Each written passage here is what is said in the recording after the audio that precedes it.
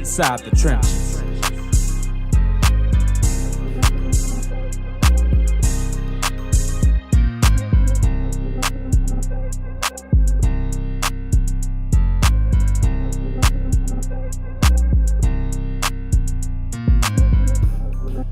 Dentro de las trincheras.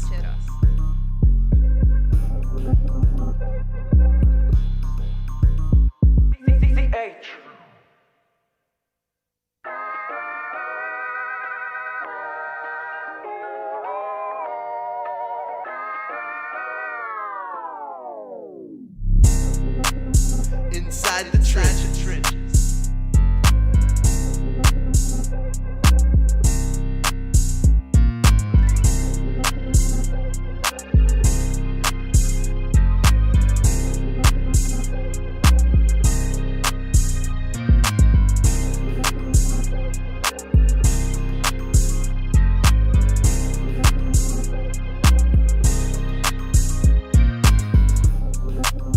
Inside the trenches.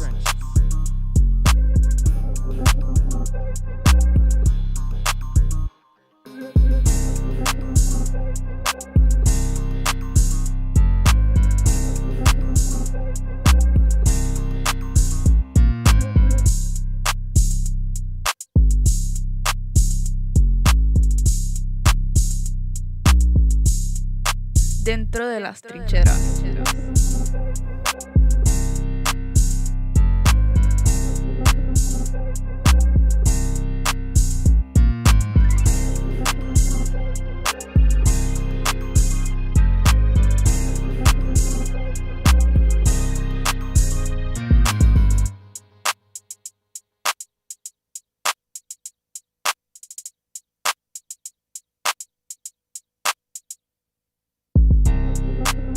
Inside the trenches.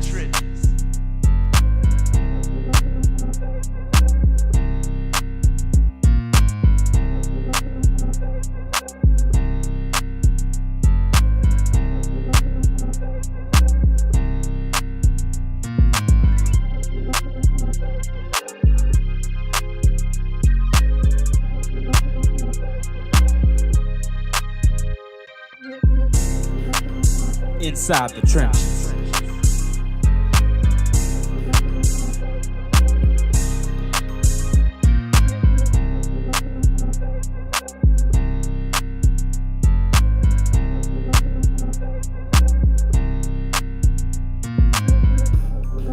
Dentro de las trincheras.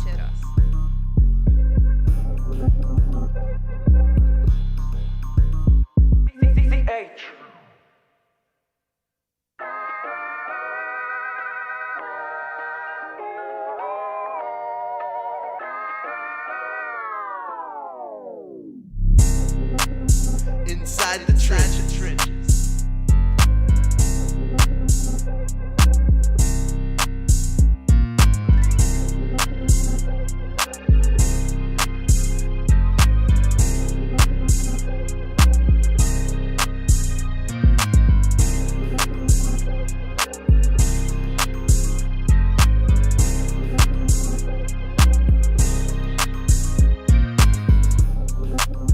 Inside the trenches.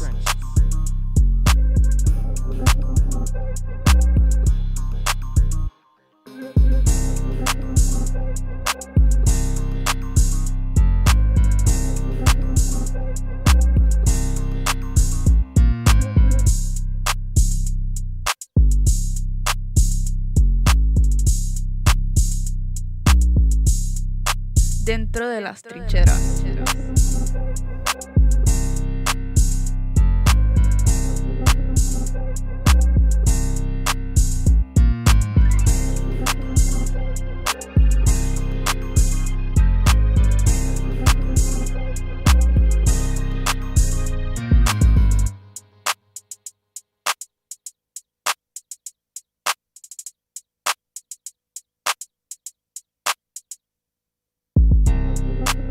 Inside the trenches.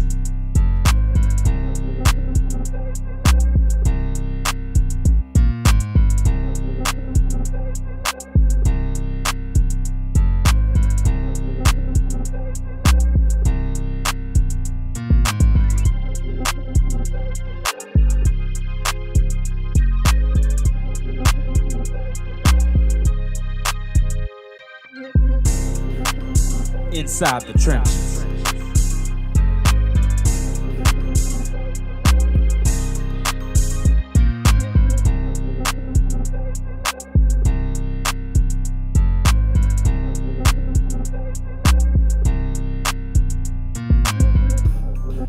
Dentro de las trincheras.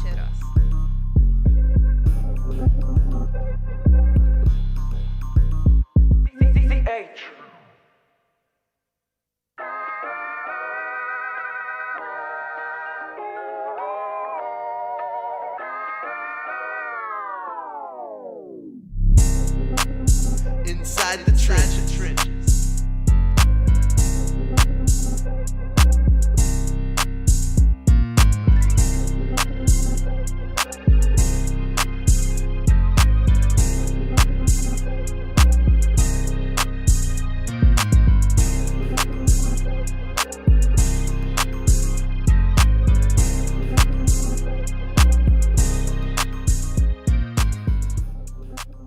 Inside the trenches.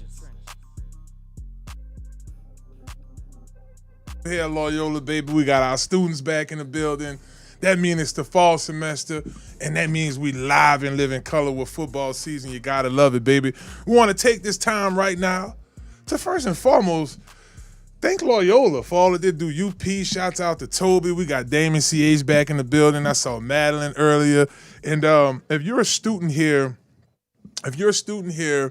at Loyola, or you're in the New Orleans area and you want to come be a part of Inside the Trenches, whether it's helping out with Tobi, or if you're someone who wants to be a researcher for us, kind of look up some of the information that we talk here on the show, feel free to hit us up right here. You can DM us on at BigFave504. You can hit the Inside the Trenches page and do that.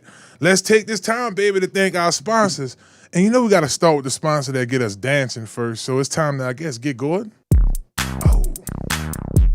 I'm telling you. I see the bounce remix coming to this soon, too. What it is, CL? What else? Come on in. Get it done. What? Get Gordan. Yeah, that's right. And get it done. Car wrecks. Personal Injuries? done. Workman's comp, too? That's right, baby. Call 504-800-8888. Get Gordan and get it done. You hear the song, baby. That is right. Shouts out to the Gordan McKernan Law Firm. Big sponsor of Inside the Trenches right here. Remember, y'all could call that number 504-800-8888. Get Gordan, get it done. You might have got hurt just at a random spot. You might have been in a restaurant, tripped and fell and slipped. Still got to hit us up, baby. We got you covered like a blanket. Big shout out to Dr. Kendra. Big ups to Dr. Kendra Health Nut System. Remember, health is wealth. You got to start with your body first. You know, we say you got to move that body, baby. So definitely hit up Dr. Kendra. Y'all can visit stillbody.org. And that's still like man of steel, body.org. Not like you're stealing something. You're going to steal some pounds from losing some weight. You're going to definitely let get your body right. So CMOS, we talk about Speed Up 365, all of her wonderful products. Feel free to holler at Dr. Kendra. Remember, stillbody.org. We want to take this time to thank Conquer Sports as well, baby. csportspros.com. Y'all log in. If you are a student athlete or you know any student athletes, football players, basketball players, you name it, holler at the folks at Conquer Sports. We're here to help y'all with recruiting consultation, sports consultation. You're trying to get yourself ready for the next season or in the season, right? We have players that are actually training with us in the season, getting it done, baby. So definitely visit csportspros.com today. And you're looking for the best hidden treasure right here in the city? Oh, you can't go no further than the Blue Crawfish, baby. That's right. 1620 Dumaine Street, New Orleans, Louisiana. I talk to CL just about every Tuesday. CL, what's the noise in the background, bro? What you got going on, dog? CL, like, man, I'm at the Blue Crawfish. It's karaoke night. So you can make your way over to the Blue Crawfish for karaoke night. We will be there on the 13th, and we'll be there on the 20th of September. We're going to have a Loyola crew over there with us, folks from around the city, influencers and all. Because guess what? The best place for the Saints away game, when the Saints away, you want to watch the game? come on over to Blue Crawfish. I'm talking about just an attractive place to be. I'm talking hotel, boutique, pool, restaurant, bar, entertainment, right there in the heart of the Treme. You're looking for somewhere, if you're in the city locally for a staycation, be sure to holler at the folks at Blue Crawfish. You can visit bluecrawfish.com or visit them on the social media at Blue Crawfish 504. And Fripp TV, baby, that's right. Another proud sponsor of Inside the Trenches, Fripp TV, your number one spot for sports broadcasting on another level, live production, digital content, highlight opportunities, and monetizing opportunities for athletes. Be sure to visit fripptv.com, and y'all can also check us out there sooner or later as well. Fripp TV. Shouts out to all our sponsors. Well, CL, it's time for me to go to my phone, and I'm going to go to the social media. That's Instagram. Y'all feel free to follow him as well, CL_NOLA on Instagram. And CL, we had a couple of comments about who's the GOAT, right? So I just want to go back to what we said. I'm going to just go ahead and round table it because it's all of us.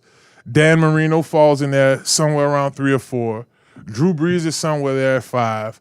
You got Brady Manning up at the top. Some folks might want to mix a little. I heard Ben Roethlisberger jump into the conversation.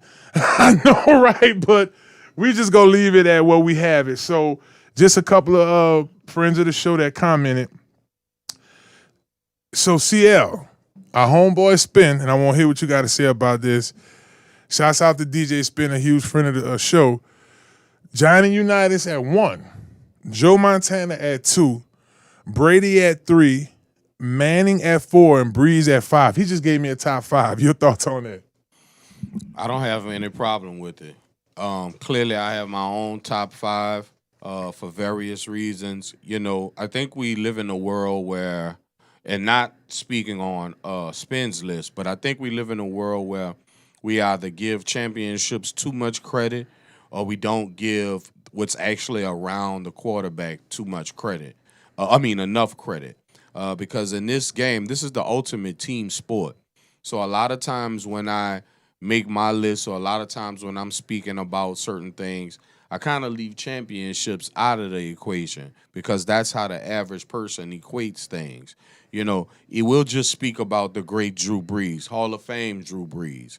You realize none of his receivers were Pro Bowlers. Not even Colston was not a Pro Bowler. Just one. Who's that? Michael Thomas. Well, okay, later that's on. It, later I on. was talking, in the beginning. Yeah, that's in the it. beginning. But still, that's still a. Because he cemented his Hall of Fame legacy in those years. Yeah. You know, and then, later on, of course, Mike was, not only was he a Pro Bowl, he was an All-Pro, and he was an Offensive Player of the Year one year. So, it's really hard to say because, first of all, I knew I threw them off when I brought Dan Marino into the argument. There's a lot of people that watch us right now that never watched Dan Marino play football, let alone someone like a Johnny Unitas, let alone someone like a Joe Montana. They don't understand that Joe Montana had the best wide receiver in NFL history on his team, the best dual threat running back in history. Shouts out to Roger Craig and his Hall of Fame induction just 2 weekends ago. Mm-hmm. Shouts out to John Taylor, arguably the best number 2 wide receiver in NFL history. You know, they're forgetting about Pro Bowl Dwight Clark, tight end. Oh, you know? Yeah. So there's so many things that people don't factor in when they come to making these lists because we tend to have favorites for whatever reason. But when I make a list, I evaluate it all. Not just championships, not just the people around them, not just the people that weren't around them. And so I respect everyone's list, but now I think I'm giving more validity to the reasons why I chose who I chose. And Spin did mention Dan Marino at 6. Oh, Dan, better be mentioned. But then he said Ben Roethlisberger at 7. Now, if you do peel back the layers on Ben, he attended 5 Super Bowls, if I'm not mistaken, or maybe 4. He had a couple. He had a couple of them. He won 2. The numbers are there. He had receivers. I mean, Antonio Brown is for certainly going into that conversation next He year. should go into the Hall of Fame. But I guess my question for you, just along these lines, I know we'll get into our topic for this this segment, but this was worth it. And shouts out to David Simmons Jr., friend of the show, and the youngsters. Him, Addison Scott, another one of our Conquer Sports players. They was like Tom Brady, Peyton Manning, Drew Brees, and that's understandable. I mean, Spin has been watching this for quite some time. UP had his comments as well, and you have. You've experienced seeing these guys, and even just us being historians of the game, liking to cover football. What Spin basically was saying was what Johnny Unitas did. He said, you don't have a Joe Montana, you don't have a Steve Young, you don't have these 100% right. The way he revolutionized the game. 100% right. For it was the coach at the time. Yes, it definitely was a coach. Yeah. So I don't know. I just feel like, and then I do promise our Inside the Trenches lovers out there, we're going to get it done. I know we mentioned it a little bit last week, but we will talk about our top defensive linemen. You're going to have guys like Reggie White in that conversation, John Randall, of course, Aaron Donald. So we'll get into that there another time. It's just that, so many people live in a bubble. So many people only know what they've physically seen with their eyes. So many people only know what they know. You realize when Johnny Unitas was playing football, the running game was the most dominant thing in offense. So he is the modern day. He evolutionized passing the football in this league. There's people that watch this show that think that this league has been about passing their whole life, and it's not true. In the beginning. It's been ugly ball for the first 50 years of football. And when I say ugly ball to the people that's new to the show, it was really ground and pound. It was really 2 yards in a cloud of dust. And so even the Saints offense, they got people that watch this show. They've only experienced Drew Brees as their quarterback. Man. Because didn't Arch Manning kind of up the running game as well? Man, Arch Manning, he was running it. They said, and don't get me wrong, even Arch is older than me in the sense of I couldn't watch Arch play football. I had to go back and watch film. And I think that's the problem when we talk about these lists. We're having people that's giving comments that hasn't sat down and went back and watched film. Archie Manning was labeled the greatest of the worst. The greatest of the worst. And that wasn't no slide to Archie Manning. These Saints teams were horrible. They just wasn't good teams. They were horrible. Dick Buckus, the great Dick Buckus, middle linebacker. Yeah. He only had one winning season. His whole entire career. Chicago, huh? The Chicago Bears, great Dick Buckus. On that, what you call it team? Hall of Fame. Was that a Mike Dicker team? No. It was before Mike. Way before that. That was way before Mike. Walter Payton and all that. Yeah. Way. Yeah, Buckus was Buckus. That's the linebacker award in college, y'all. If y'all did the Dick Buckus award. So you realize these people. Yeah. They only know what they know, and it's no slide to them. But I can only take so many lists with a grain of salt because Spin is 100% right. You don't have a Joe Montana without Johnny Unitas. Peyton Manning told y'all his favorite quarterback was Johnny U. That he almost broke down in tears when Johnny U told him that he was good, and so and shouts out to Peyton Manning because we wouldn't have people don't even give enough credit to Eli. Eli has two Super Bowls. He deserves to be in the conversation. We don't even have conversation. They don't even mention Eli. So it's but that's the reason why they pay us the big bucks. To decipher all of this, to sit here and break it down, and and I'm grateful for everyone in their comments because football. We'll just let this be known. This year marks 60 years of Saints football. Yeah, 60 years. You saw it on the jerseys, huh? 60 years. And we have people making comments that only been watching football for 10 years.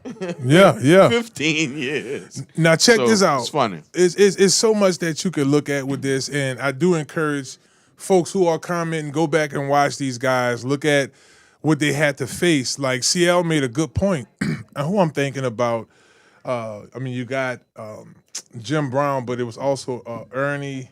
Am I saying? They did the movie on him. Yeah. He was a running back too. Syracuse. Yeah. Ernie. Yep. Ernie Banks. No, you're close. Ernie. It's not. Yeah, it's Ernie though. But It's Ernie. definitely Ernie. But we're gonna think about that. It's Monday as usual. I even give you another factor.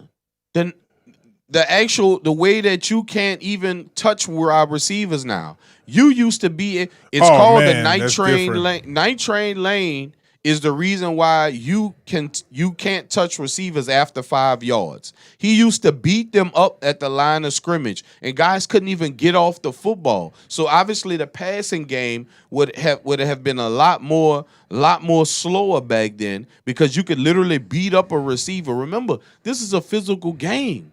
You know, if it wasn't for night train lane beating people up, we would literally still be in the Neanderthal days of football, if you will. So you have to factor in all of that. Johnny Unitas played when guys could not get off the line of scrimmage. Joe Montana, they were still, even though it's Jerry Rice, they still would be able to hold Jerry in them first 5 yards. Yep, and we're talking about Ernie Davis. Ernie Davis. It was supposed to be in the way they had it. It was him and Jim Brown in that Cleveland background. Right. So it was the running game. You didn't really. Like, if you go back to the incision of this game, football, it would come from soccer, like foot kicking the ball. Right. You had Jim Brown was bigger than damn this whole offensive line. Oh, for sure. It was just a different game back then. So we do encourage y'all to go and check that out. And you used to be able to beat people up. And it was no penalties. And the things that the defensive players like a Dick Buckus used to be able to do back then, he would be suspended for 3 weeks. Today's football is flag football. Please don't comment on this show telling us about who you feel like is the great when you haven't realized that this game is not even the same in the past 50 years. No, you're right. And there's so much we could dig into this, y'all. But like CL said, we do encourage y'all to go back and watch. And it is like this, y'all, because back then it wasn't that many rules, but guys wasn't that fast. Right. There was heavy hitters, but they wasn't that fast and they wasn't that big. Right. Today, evolution, you got faster players, bigger players, but it's softer. You know, so it's kind of that balance, and you have to factor that in. So I do respect Spin's list as well. So CL, bro, we got ourselves a good show here. Later on in the show, we will be joined by two-time national champion for the Florida Gators and NBA star Corey BREWER. He's going to join us as well on the show. He has brand new shoes by the Big Baller brand. Okay. Matter of fact, I got a couple of pair in there for myself. I'm at the rock. But we're going to let y'all check them out as well. One? Oh, yeah, they clean. I mean, they got a few. See, it's my size, too, you know what I'm saying? Yeah, we got, what size you are? I'm about to tell. Lem. Y'all heard that size lem for sure? Because y'all know everything I get this dude say he got to get too, man. That's true, bro. He got to get Gordan, Charger, you know what I'm saying? You see the glasses, Jack Hutton. So, hey, you can't have one without the other. That's real. Oh. I just dropped the light. Sorry about that. All right, so, and then, you know, we like our high school highlights as well. Oh, for sure. Sorry for kicking the light, Tobi. It is that time of year. And we will be joined by Mac Maine's brand new high school coach, Poppy Hayes, Coach Poppy Hayes, first time a head coach. Okay.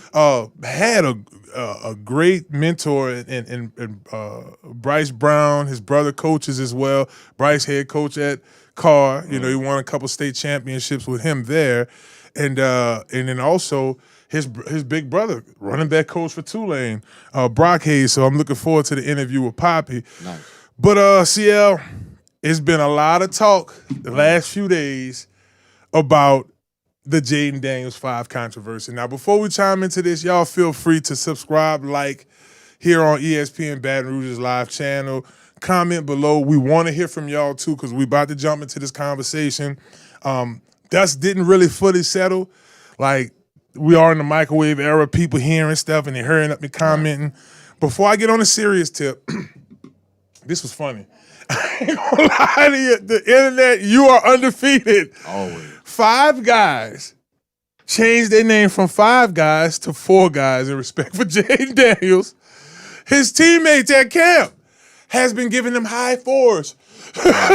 Right. Hey, it's no more 5-second rule, baby. It's 6 seconds. So it's tons of stuff, and that's the memes. And latest report that we got on this, and before me and CL dive in, allegedly, this is a news break, he's ready to fire everybody, even if his mama's on that team. Now, I don't know how true that is. Obviously, rumors spread, but this is not the PR he wanted for this. Of course.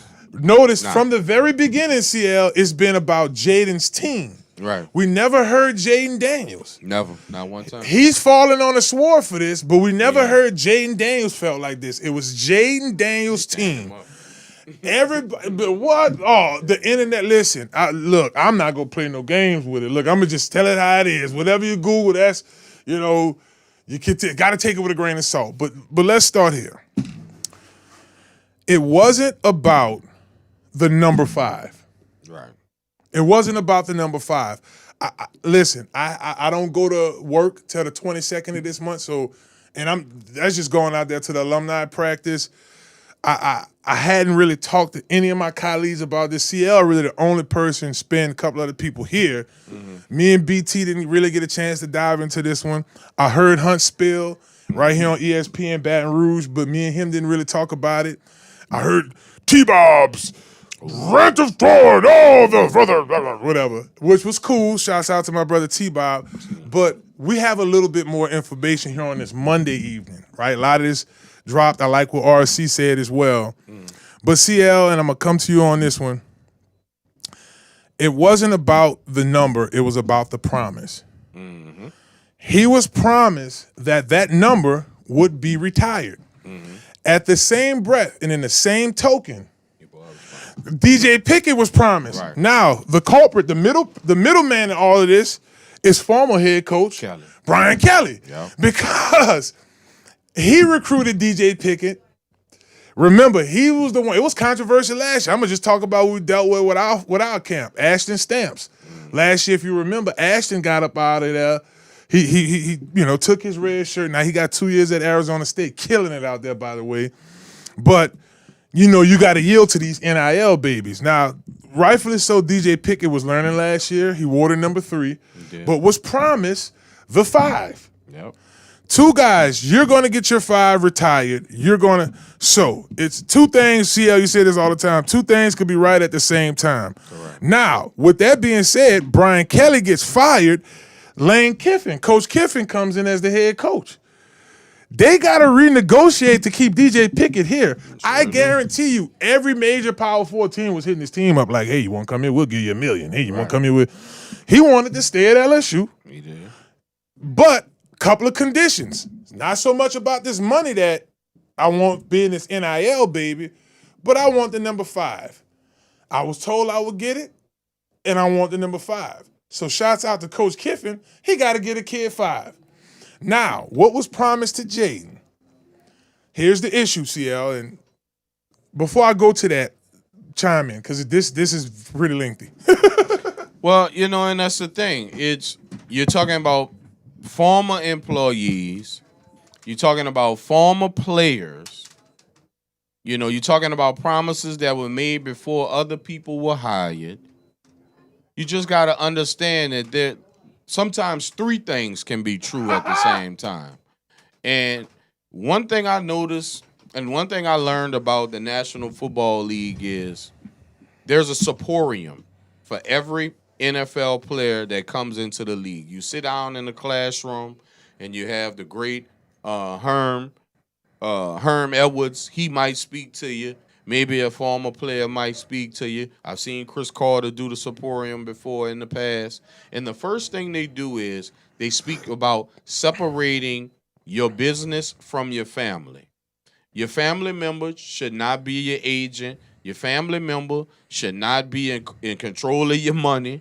Your family member should not speak for you in the media because you will fall on the sword every time. I understand that his camp was the one that initiated this cease and desist letter because the first thing that everybody was saying is Jaden is coming off of injuries. He needs to be more focused on the Washington Commanders and not looking ahead and not looking back, which, once again, 2 things could be true at the same time. That's possibly what he was doing. But his camp is speaking like they are truly concerned about what's happening at a college that he no longer attends anymore. Yeah.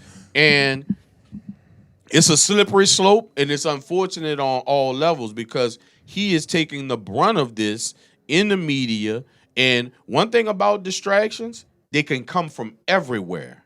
And this is right in his face every day. He cannot turn on his phone without seeing people like Fave and I speak on it, T-Bob, Stephen A., whoever sits in front of a camera. We're obligated to speak of this. At this point, to me, is nonsense because at the end of the day, he is gone.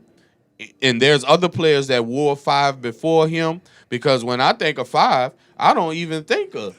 Who you think about? You probably think about the same person I think about. Of Skylar. I think of Skylar Green. If it's any person 5 that should be retired, it's Skylar Green. Now, and we're not taking away from Jayden's Heisman Trophy. We're not taking away from that. But you realize Jayden didn't start off at LSU. We're going to talk about that. He started off at Arizona State. And he played, 2 years at LSU? Yeah, hold on. We got some comments here. Come on. He's right. So one thing you said, Skylar Green. I talked to Skylar on yesterday. Okay. He's been getting a lot of love from this. College Football Home Right. had hit him up, said, man, if it's any 5 should be retired, it's Skylar. He won a national championship. He was an All-American there. But you just said something. And Skylar brought this up last night.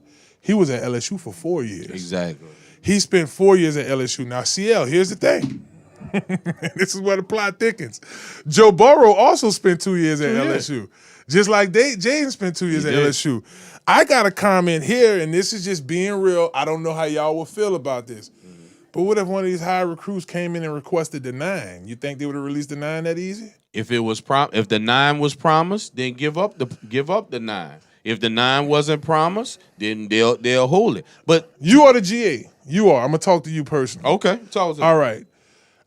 I have this kid right here.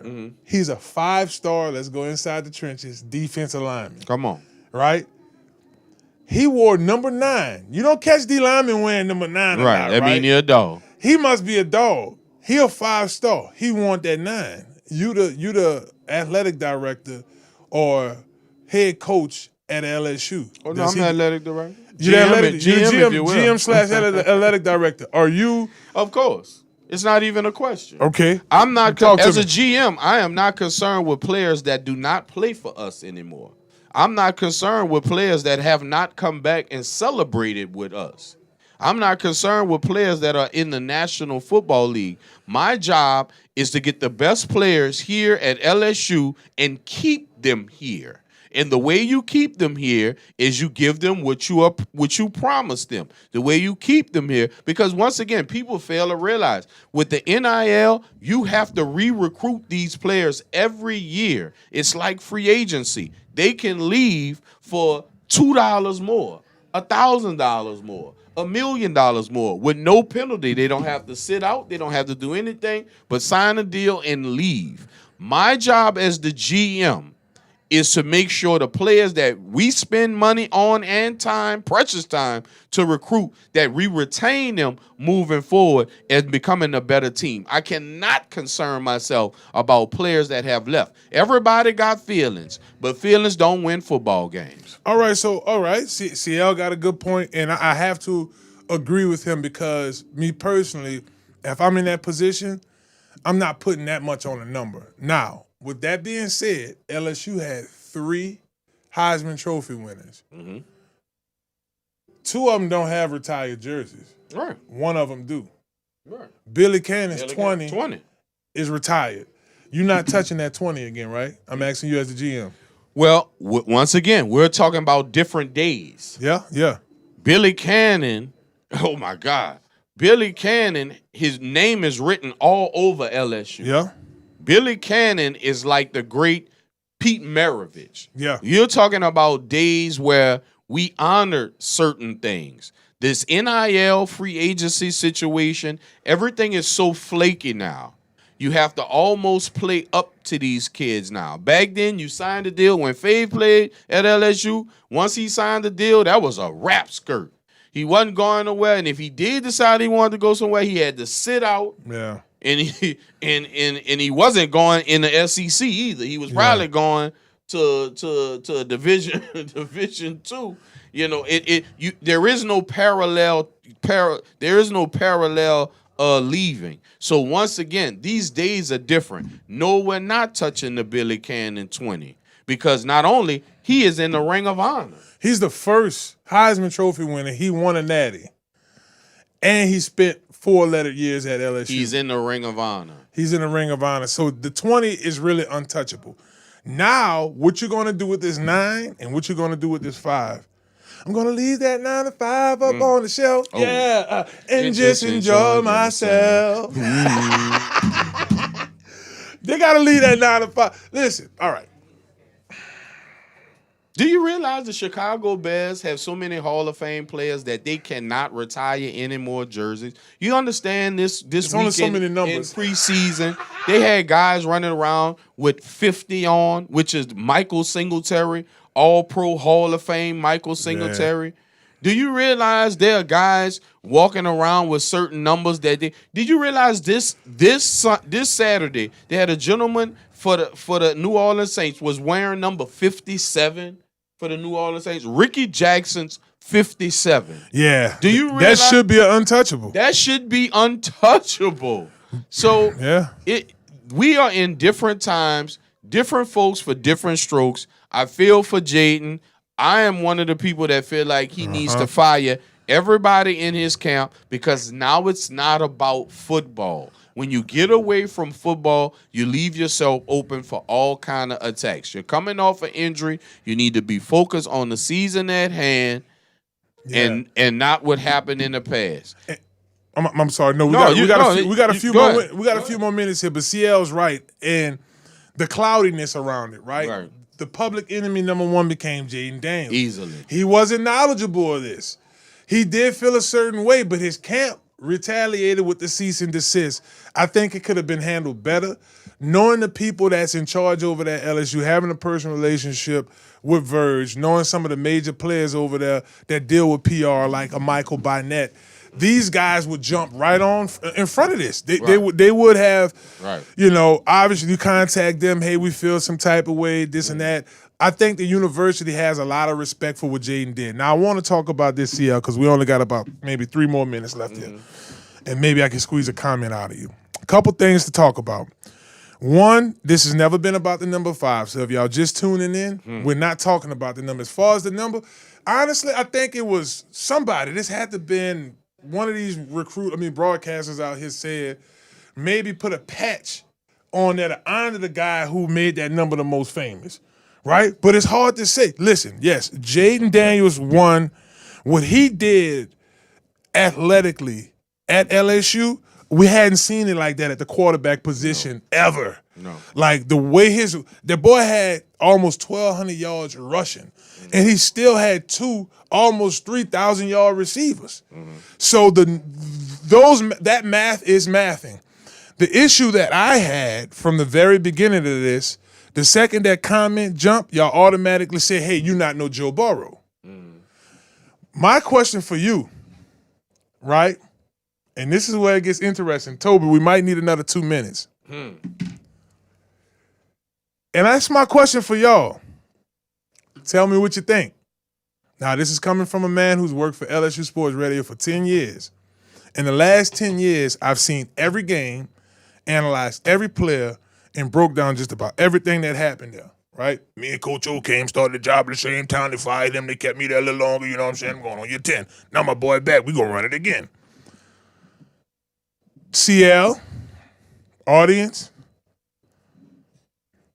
is Jaden's numbers better than Joe Burrow if he had Joe Burrow's defense and coaching staff? Now, before you comment, know some facts. LSU has had historically the worst defense in 2023. It was bad. It was bad defense. I watched it. LSU in his time that didn't have the best coaching.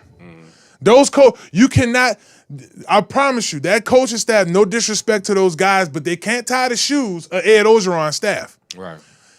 2019 is the greatest, and y'all can Big Fave 504. If you want to start the argument, let's go. It's the greatest college football team ever. Miami, best athletes, probably had the most NFL players. Shouts out to Ed Reed. We went golfing the other day. Ohio State, oh man, them teams were great. The USC teams, Miami teams, come on now, we go back to the U. But none of them touching that 2019 team. What that team did, couldn't touch it at all. Jaden lost 3 games. Joe lost 0 games that year. Right. Joe has the most performances. Right. Joe had the better receivers, the better offensive line. He had an All-American offensive line. He did. Now, for those who gonna fire back at me and say, oh, hold on, Fave, dog.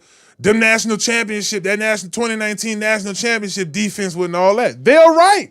Right. Yeah, that team had 45 points put up on them, 52 points put up on them. The issue was we were scoring 70. We were scoring 60, so it didn't matter. But I've said this on wax before, and I'm going to let my co-host talk because he probably got about 2 minutes to do his spiel.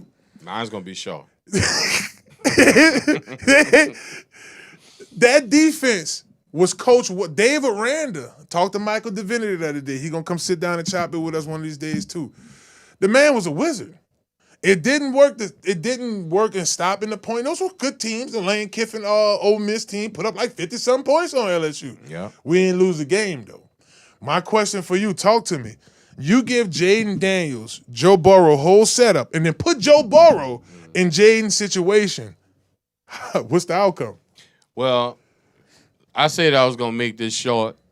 What Mr. Daniels did at LSU will probably never be seen again in LSU football. And I like Sam Levitt, and I hope he does great for the Tigers this year.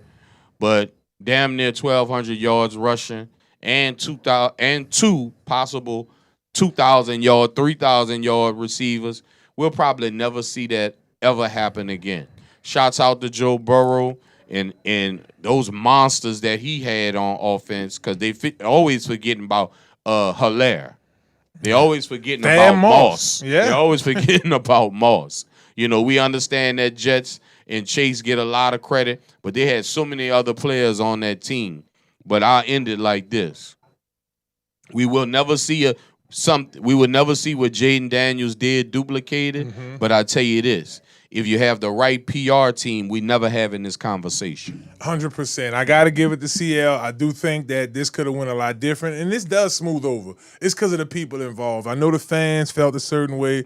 Man, I commented on Josh Pate's page for Get Up on ESPN. Boy, I got a gazillion comments. What are you tripping off of? What do you know? I know nothing.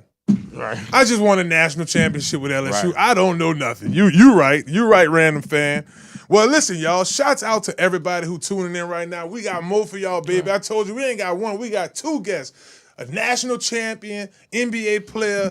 Man, work with the Pelicans. Son balling with Country Day. We're going to have old Corey BREWER join us. And then also, we're going to have Coach Poppy Hayes coming from right down the street. Right down the street. At Uptown. McMain, baby. That's what Lil Wayne went to school at, you heard me? So, big up to y'all for tuning in. And y'all know we got to go around the NFL as well.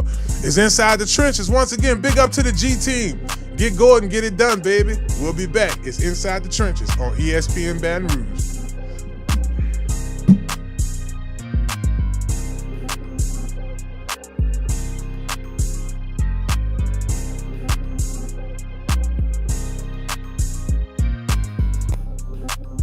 Inside the trenches.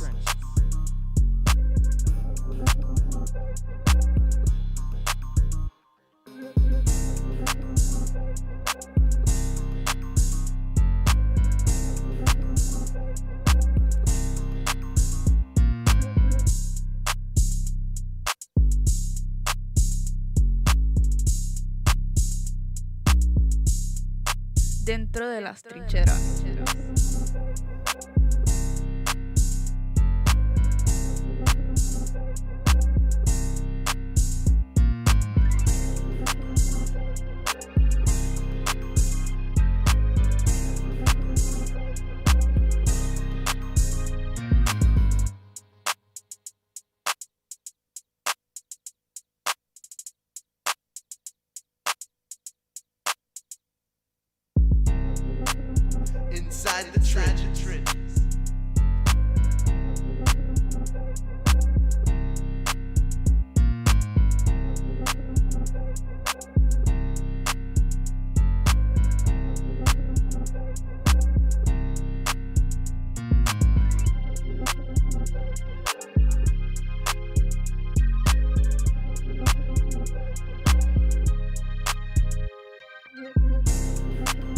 Inside the trenches.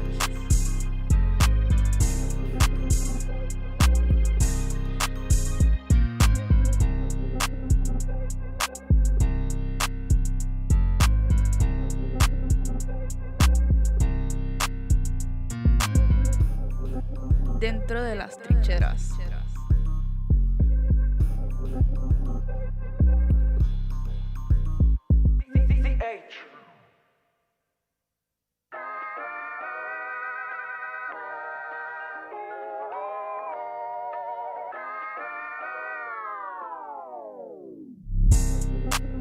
Inside the trenches.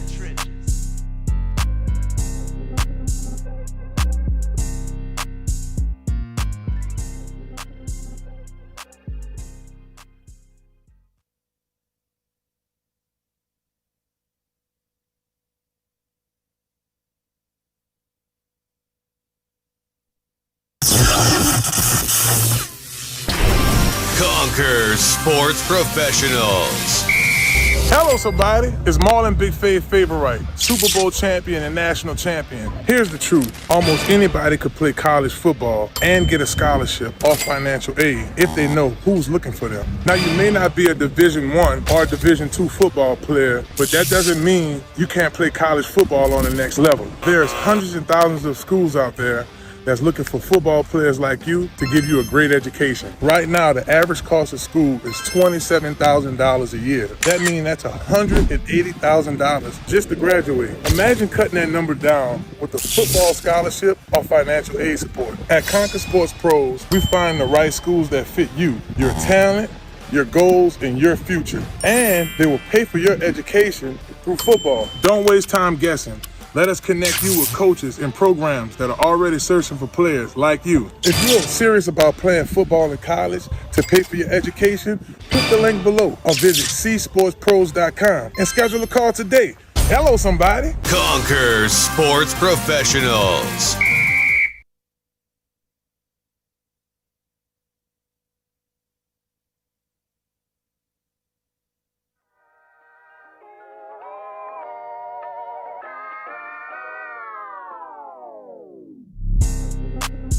Inside the trenches.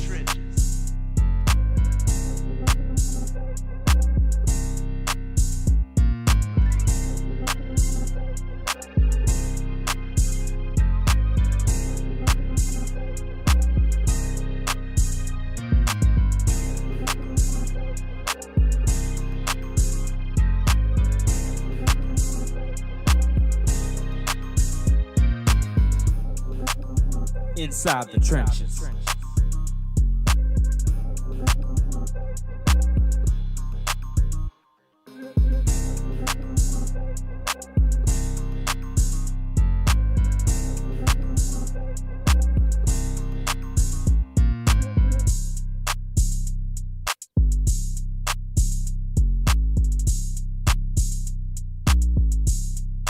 Dentro de las trincheras.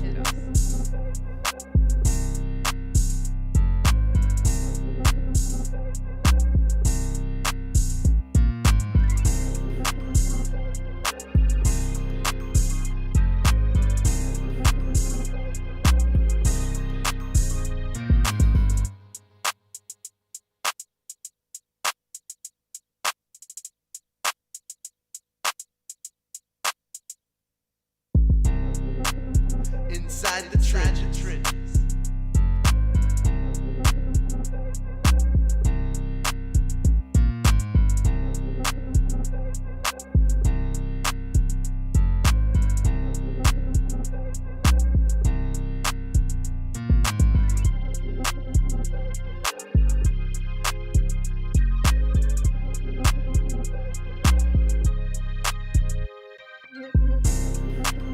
Inside the trenches.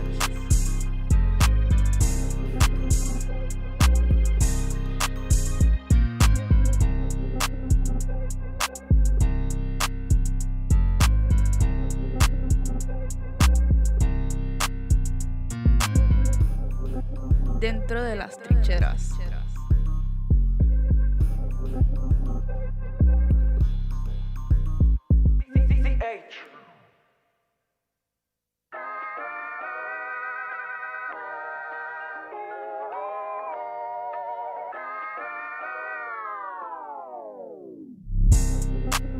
Inside the trenches.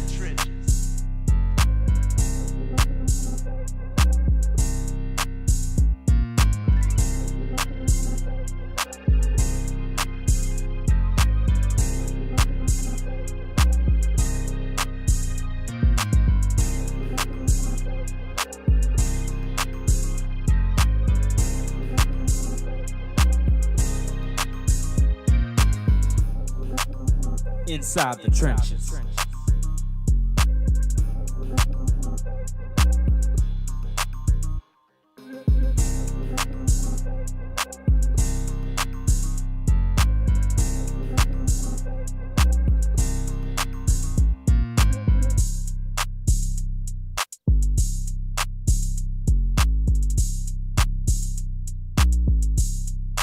Dentro de las trincheras.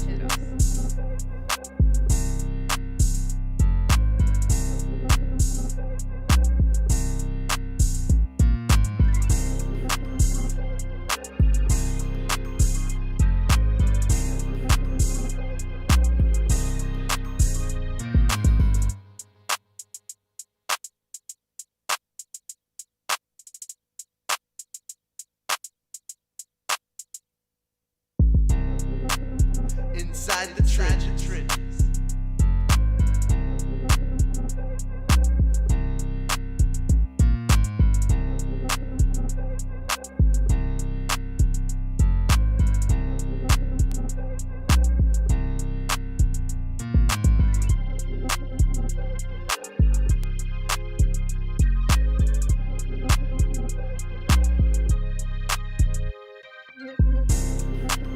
Inside the trenches.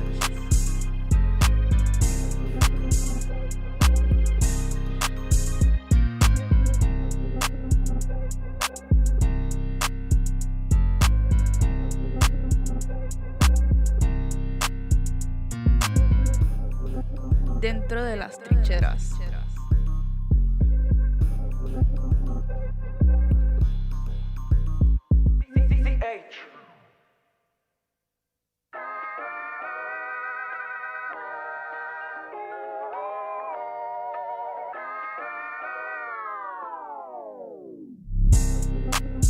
Inside the trenches.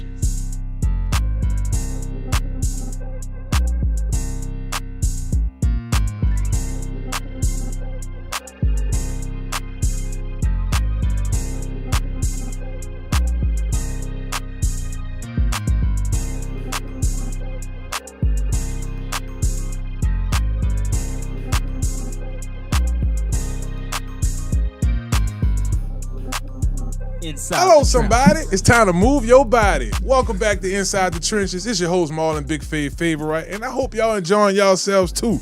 Shouts out to Fripp TV. That's right, Fripp TV. Y'all can check us out streaming on there live. Coming here soon. Y'all stay tuned. And I'm talking about the network gonna be fire too. Y'all can really stay on Fripp TV all day dealing with me because we're gonna be talking LSU, high school football locally here.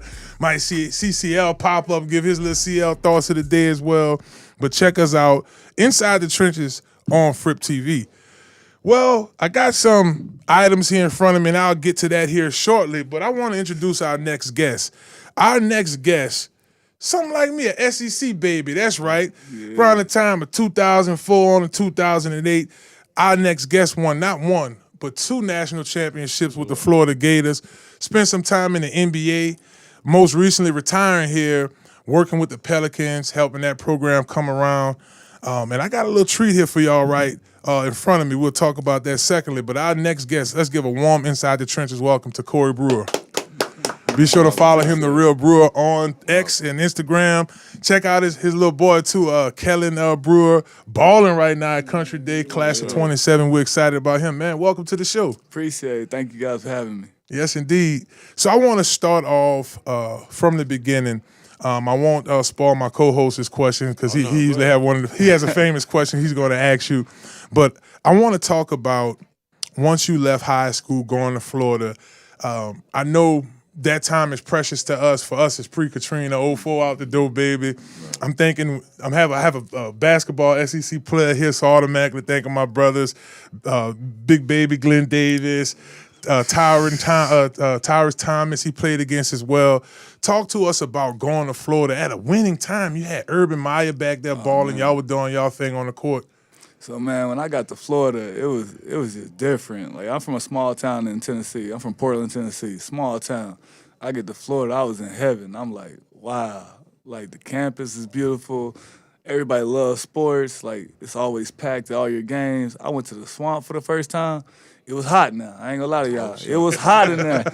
But, man, just watching them boys go out there and ball, I was in heaven. I love being in Florida. So I realized, brother, not one, but 2 championships. Could you bring us back to the first and the second one and just speak of the moment? Just speak of the moments. Okay, because my freshman year, we had a good team. We had Matt Walsh, he was All-American, Anthony Roberson, All-American, David Lee, All-American. So we were good. And then all those boys left. So when we came back my sophomore year, we was ranked like 80th in the country. Nobody gave us a chance at all. But me and my roommates, it's Torian Green, Al Horford, and Joakim Noah. We was like, it's our time. It's our time to shine. Like, we starting now. And then my boy from Tennessee, I played AAU with him growing up, Lee Humphrey. Did not miss. That's our starting 5. So nobody gave us a chance, but we believed in ourselves. And Coach he put the battery in our back. He like, just because nobody believe in y'all, I believe in y'all. And we went out there, and we started out 17-0. Wow. After that, we felt like we was unbeatable, and it worked out. I'll tell everybody, confidence is crazy. When you get confidence, when you playing in any sport, when you get some confidence, it go a long way. So that first one was special. Just doing it with my roommates, doing my boy Lee Humphrey from my home, like being from Tennessee, and it was special, man. It was a great run. The second one, that was tough. Boy, we had a target on our back. Everybody gave us their best shot. We lost to Kansas in Vegas. They saying we wasn't there. I was sick. People don't know that. That's why I always tell them boys from Kansas, I was sick. Y'all got us, but I was sick. But then we just put it together. At the end of the year, we came together. We had a meeting. We said, hey, listen, man, we came back for a reason. It's to do it again. And we did it again. That's what it was all about. That's big time. If y'all tuning in to Inside the Trenches, we're joined by Corey BREWER, 2-time champion with the Florida Gators. Right around the time we won the national championship with LSU in 07. It was just a time in the SEC. What a time to be alive. Florida experience was great playing under Coach Billy, right? Yeah, Coach Donovan. Donovan was different. What was that like, man? I mean, y'all had to have a tough environment to, to do what y'all did. Oh, man, Coach Donovan, he was a great coach, but he was hard on us, man. He coached us, but that's the reason I went to Florida. I wanted to be coached. My high school coach coached me. I wanted to be coached. But the whole experience in Florida, people don't understand during that time. We went 06, 07. The football team won in 06, 08 now. We out here, we winning. Like, everybody winning on campus. The campus is buzzing. Like, it's an experience that I can't even explain to people. I tell people, like, it was unlike any other experience you could ever have being in college. That's big time. Now, I'm famous for a 2-part question, but you mentioned one of your teammates. You're talking about Al Horford. Al Horford is still playing basketball to this day. He is on the NBA roster right now. First of all, how does that feel to see one of your former teammates, where if you've stepped away from the game and retired, he's still out there playing? It's great to see him out there. But Al's game it's the same. It's crazy. Al ain't changed. He don't move no different. Like, his game been the same since 04, and he's still doing it. He just expanded his range. He used to shoot the 15-footer, now he shoot the 3. But he do the same thing. He's great defensively. He's been mature like that. We used to call him LFA, the boss in Spanish. That's what they call him, LFA. Like, he's just always in the right spot. So I'm happy for my guy, man. He out in Golden State, get to play with Steph. So he keep doing it, Big Al. Man, you did double-digit years as a player, being drafted in 2007 to the Timberwolves. Let's talk about that draft experience. We kind of had a couple of players from the Saints come on here, a few guys, and explain their draft from a football player. We watch that draft all the time. Basketball is so cool, man. You got drafted 7 overall. What was that like? Wow. It was amazing. First, we went back to school. So we all, like me, Al, and Joe, we would have been lottery picks if we would have came out our sophomore year.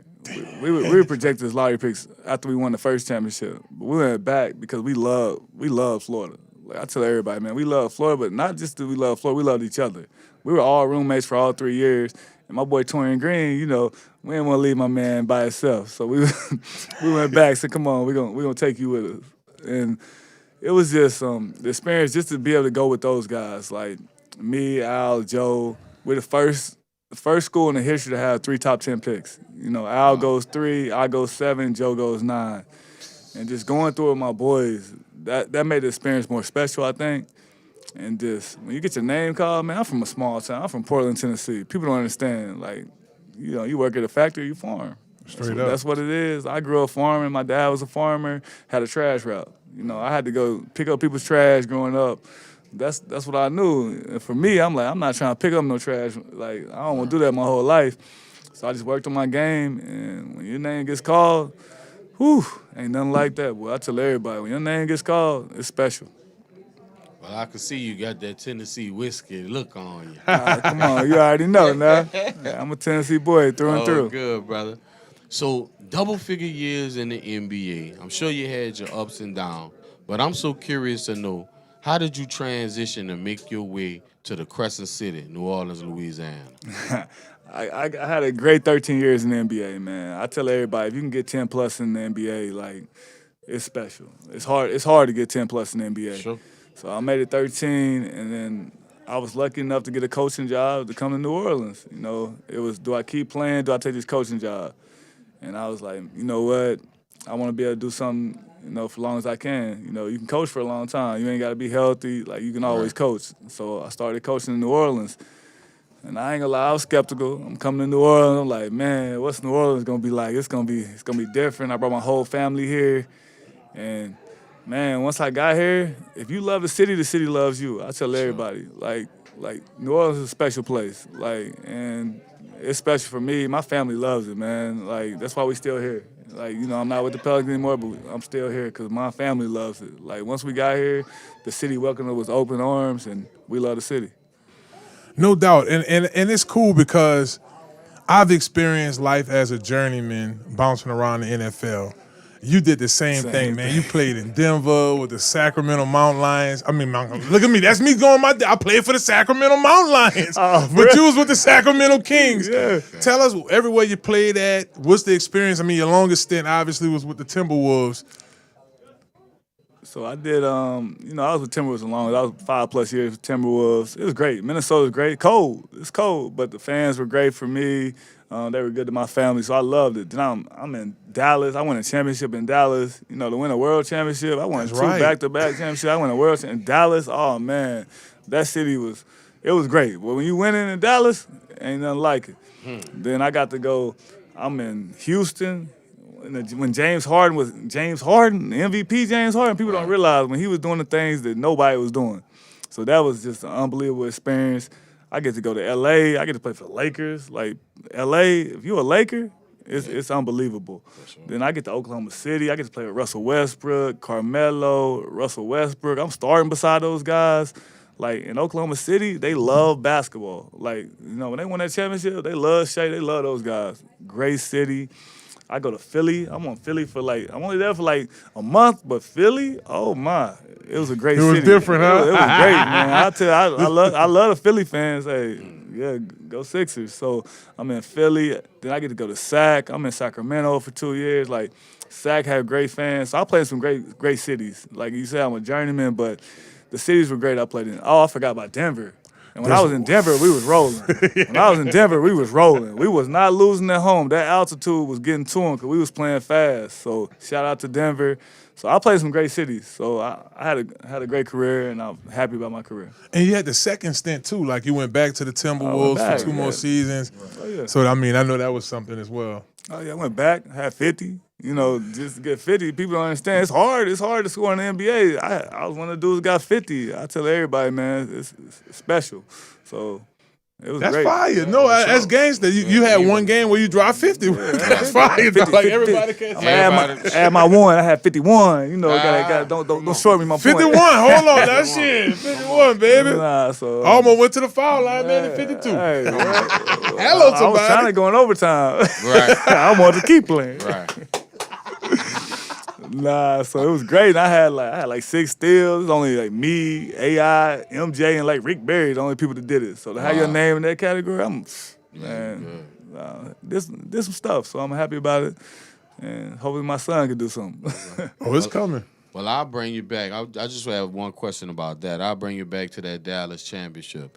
Is it true that Mark Cuban brought the trophy into the club? Oh, brought the trophy in the club for sure. Walked past everybody with the trophy. Told baby, I told you. Hey, we was not playing. Like Q was one of the best owners, man. Like he loved his team, he loved his players, he took care of all of us, and we celebrate like we supposed to. You know, you win a championship, we brought it to Dallas, but Dirk Nowitzki, ooh. He was no joke that serious, man. I want to talk. So, man, you played with the great Dirk. What was that like, that whole experience for y'all, brother, that run? Oh, man, it was unbelievable. Playing with Dirk. Dirk was on a heater. I'm talking about he couldn't be stopped the whole playoffs. And we playing a big three. Everybody talking about the big three gonna beat y'all. We in Miami. Dirk said, don't worry about it. I said, ooh, Dirty ain't playing. I said, Dirty's not playing. I call him Dirty Dirk. He ain't playing. Right. So, you know, just to be around those guys, Jason Terry, he already had the trophy on his arm. He done tatted the trophy on his arm. We better win. Yes, you know, J.J. Barrera was balling. We had big Brandon Haywood. He had the headband. Kept the headband on. Right. Tyson Chandler, Sean Marion, The Matrix. We had a squad. So, man, Patience to Archivist for the fans, you know, the Pelican fans, you know, Pager was shooting it. We had a good team, man. And for me, just to learn from those older guys, it was special. I really enjoyed that Dallas team. That's why I brought it up, because y'all definitely handled the quote unquote big three, and we go back a lot. Obviously, not just here on ESPN, but all over the world about, you know, who's the GOAT and so on and so forth. You played a part in holding LeBron to only 2 points in that fourth quarter. Talk to me about that, brother. Nah, I was over there watching. Yeah. But I was on the team. You played a part, though, I played a part. I was on the team. Yeah, you're right. Man, I ain't gonna lie. I'm gonna give a shout out to Jason Kidd. I forgot about Jason Kidd. Jason Kidd, that was him, man. Mm-hmm. Jason Kidd was like, I got him. Him and Sean Marion and Deshaun Stevenson, they was like, we got this. They wasn't scared. They went out there and they did the job. And that's how you get it done. You got to believe in yourself, and you can't be afraid of nobody. I tell everybody, I tell my kids, when you step on that basketball court, it's you. You can't be afraid of nobody. You got to go at it. Whoever's out there, go at them. I want to, if y'all are just joining the show, we're joined by Corey BREWER, 2-time champion with the Florida Gators. Also coached right down here in New Orleans with the Pelicans, 6 years coaching experience. I think that's a huge blessing. But one of the biggest accomplishments of his career, outside of that 2-time national championship, NBA champion, Dallas Mavericks. Y'all know Mark Cuban, big time. I mean, teams under different ownership. Now it's a whole setup there now, different now. Yeah, it's really different. It's different. My question for you, I want to go back to your time with the Pelicans. You were here. You had a little bit of Coach Gentry, right? Nah, I got here after Gentry. I had Stan V. I started with Stan V. And then a little bit of Coach just was with us. Green. Yeah, Willie Green. Willie Green. So what was that Pelicans experience like, man? I remember going to a couple of games. He lives in the game during that time. I mean, in your tenure, you dealt with Zion coming in and, you know, just helping those guys develop. Talk to us about your coaching experience with the Pels. It was good. I learned a lot. It's just we couldn't stay healthy, man. Right. Like, I always say that, like, if we could have stayed healthy, it could have been different. Like, I feel like we'd have won a lot more games. It'd been a different scenario, you know what I'm saying? But those guys are going to be good, man. I love all those guys. I think Zion, when Zion's healthy, he's one of the best players in the league. People don't understand how dominant he is. He's great, and I wish him nothing but luck. I tell everybody, like, they're going to be good. If those boys are healthy this year, they're going to make some noise. And, you know, Trey Murphy's my guy. You know, I had him his rookie year. He was my guy, and he's developed unbelievable. And, you know, I think he's gonna be an all-star one day. So They gonna be good. And brother, sitting here as a season ticket holder for all those years, I've seen you over the years. You know, I was on the bench myself, but a little further Hello. out the way. But in your professional opinion, brother, and we're so grateful to have you here, brother. In your professional opinion, what do the Pels need to do to take it to that next level, brother? To be honest, stay healthy, man. I know everybody says you gotta do this, X and O stuff, but you just gotta stay healthy. Like DeJounte Murray's gonna be back this year. He'll be healthy. He was out all last year basically.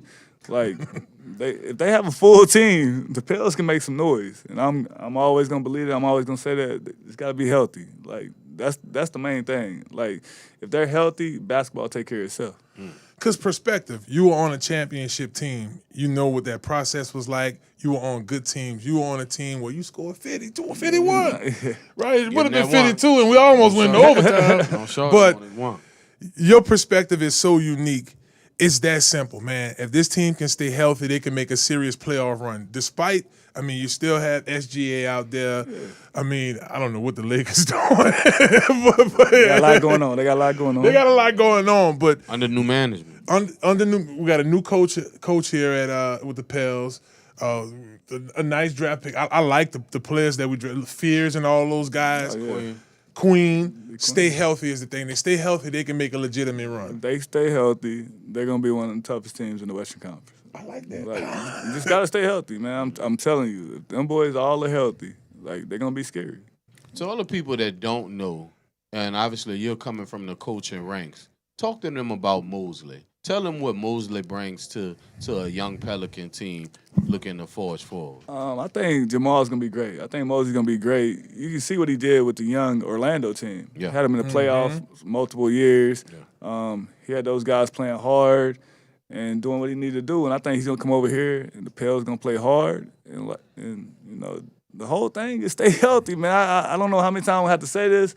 If a healthy Pels, I love Jamal Mosley. I think he's a great coach. I think the Pels are going in the right direction. It's just all about just putting it together and staying on the court together. Even though you did score 51, and we're going to make sure we give you that credit at 51, you're primarily known as a defensive player.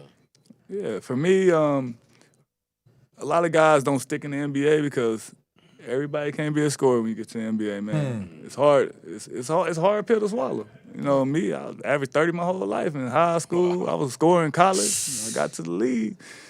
If you want to stick around, you might want to do the little things. And I did what I had to do to make for longevity in this league, in the NBA. And so I became a defender, did all the little things, did the dirty work, and did what I had to do to stay around. Nah, that's big time, and I really appreciate you sharing that insight with us because it does say a lot about what it takes and the mentality, that championship mentality. Certain teams get hurt. Who your backup is? I know in football, like shouts out to my brother Charles Alexander. We came in as freshmen. Coming out of camp, he did earn a starting job the national championship year. I mean, we was gonna do heavy rotation. He went down. I was the next man up. My D-line coach came to me and said, Fave, I mean, y'all was going to get, but you're starting this week. So it's a mentality. It's a team mentality. You got to love it. Hey, bro, I got Marlon Favorite Jr. over there at Archbishop Shaw playing quarterback. My oldest son, he done finished, and I got a baby boy. You got Kellen Brewer over there at Country Day, man. Talk to us about your legacy, watching him play and develop. Oh, man, it's been great, man. Kellen, we call him KB. KB's at Country Day, man. He won back-to-back state championships. I never won a state championship, so I'm a little jealous. But nah, I'm a proud dad, man. And for him, he loves the city too. Like, he's embraced the New Orleans, like the whole culture of New Orleans. He loves it. Like, for me, it's kind of cool to see that. Like, going to Country Day, being Cajun, and just being he's a New Orleans kid now. So I tell everybody, we're not from here, but my kids are from here, basically. Like, I got a 12-year-old, he's been here basically his whole life. I got a 6-year-old, he's really been here his whole life. His whole life. Yeah. So, and then KB's been here since basically starting 8th. Like, he's been here, that's what he remembers. He remembers being in New Orleans. So just to watch him develop, get better, and shout out to Mike McGuire at Country Day. He's great. I'm glad I sent him there. Takes care of us. and just all the Country Day people. It's a great community for me, and they made me love New Orleans. So KB's doing his thing. That's fire. Well, I think we all have connections to Country Day. Obviously, I got a little cousin, Dominique Mitchell. He's class of 31. He's on the come up, and I'm so glad he's a part of that team as well. What do you see? I mean, do you see a three-peat in the ride? Not to put too much pressure on them young boys, but they already did it twice. So yeah, that's the goal, man. That's that's why you play basketball, is to win championships. And like you said, Dominique Mitchell he's gonna help us this year. He's young, but we got some good talent, man. We got some good young talent. KB's gonna be a senior, but you got Reese Dilly, can really play. The big red machine is what I call him. Hey, don't miss. You got Curtis McAllister, Deuce's son. Everybody know Deuce McAllister now. Right. So we got some talent over there, and we're just trying to keep the winning tradition going. Nah, that's big time. There's a couple ways you could do that, and I know drip really matters. And in basketball, like, these dudes be dripped out. They got he come in here with the J's on. Okay, you had a Nike deal or a Jordan deal as a player? I was Adidas. You was Adidas? When I first got in, Come I was on, you're Adidas. rocking Adidas. I was Adidas. I went from being a Nike kid my whole life. I was Nike in college, and I was Adidas when I first started. Then I went Under Armour and went back to Adidas. So you basically was contracted on Adidas the whole time. Yeah. But Adidas, even in the NFL, they pop you off more, dog. You get the cash and you get buku. Get Nike just giving you the gear. That's it. We all know Kobe started out as Adidas. That's right. That's right. We all know that. And Steph spent a little time with Under Armour. When I went over there, they take That's care- crazy, they man. take care of Bro, you. we done had 2 NBA superstars here in the last month, bro. You know what I'm saying? It's inside the trenches, but they're in the trenches too. They're in the paint, baby. You're in the paint, baby. Especially Same if as you're the down here, trenches. you're in the trench. So for sure. I brought up the drip because shouts out to our guy Jason White. He sent me. Let me get them gray wine. Yep, you can preview them, and I think you might want. Well, you want. I know you want to preview these. Now I'm gonna preview them. So I'm gonna go ahead and spark. I'm gonna say what I like to say. I'm not gonna say the best for last because they all good, but what we gonna need y'all to do is to get on this big baller brand, baby, because my man the Brew, you know what I'm saying, Brewer got it popping. I'm gonna start off with these, baby. We got the fresh exclusive cold brew. Cold brew. Yes, indeed. I told you we all NIL babies around here. My man not playing the league no more, but he got the shoes. Y'all gonna see these on a lot of high school kids' feet. For sure. More information on these. Y'all can hit my DM up. I'm gonna get you in contact with my people so y'all can order these fresh off the press. Look how clean that looks. CL, what you got over there? Oh, man. I got these big baller brand, them great daddies. I'm really loving them. They got so much. Might have to pick them up a little bit. They got so much room for shock absorption, if you will. Yeah. And I know the whole team gonna be rocking. Them grades hit. I can't wait to wear them to the I'm LSU gonna color. games. These kids today, they always, when we was young, we would always match our shoes with our jerseys. for sure. These kids do the total opposite this year. Facts. That is facts. They be all over the place now. They do this.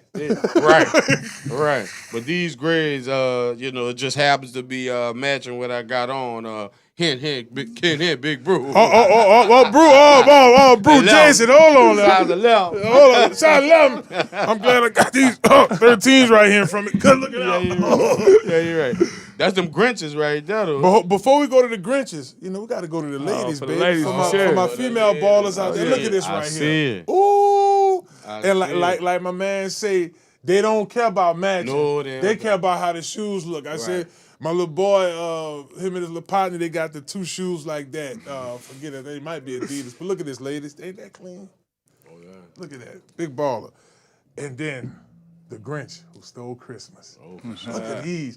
get 'em I ain't for gonna lie, Christmas. I might be. Or get them for Christmas. Get These 'em are for great Christmas. stuff For Christmas, for sure. Get them for Look at Christmas. that. Put them in the stocking. Look at that. The grassroots at the bottom. yeah. I really like these. I'm definitely going to be wearing these tomorrow. Because I got to represent for my dog Corey, bro. For sure. We 04 out the door. We 86 babies. You know what I'm talking about? Come on. Yes, indeed. So let's talk about the shoe. Because, we just talked about shoe deals you had.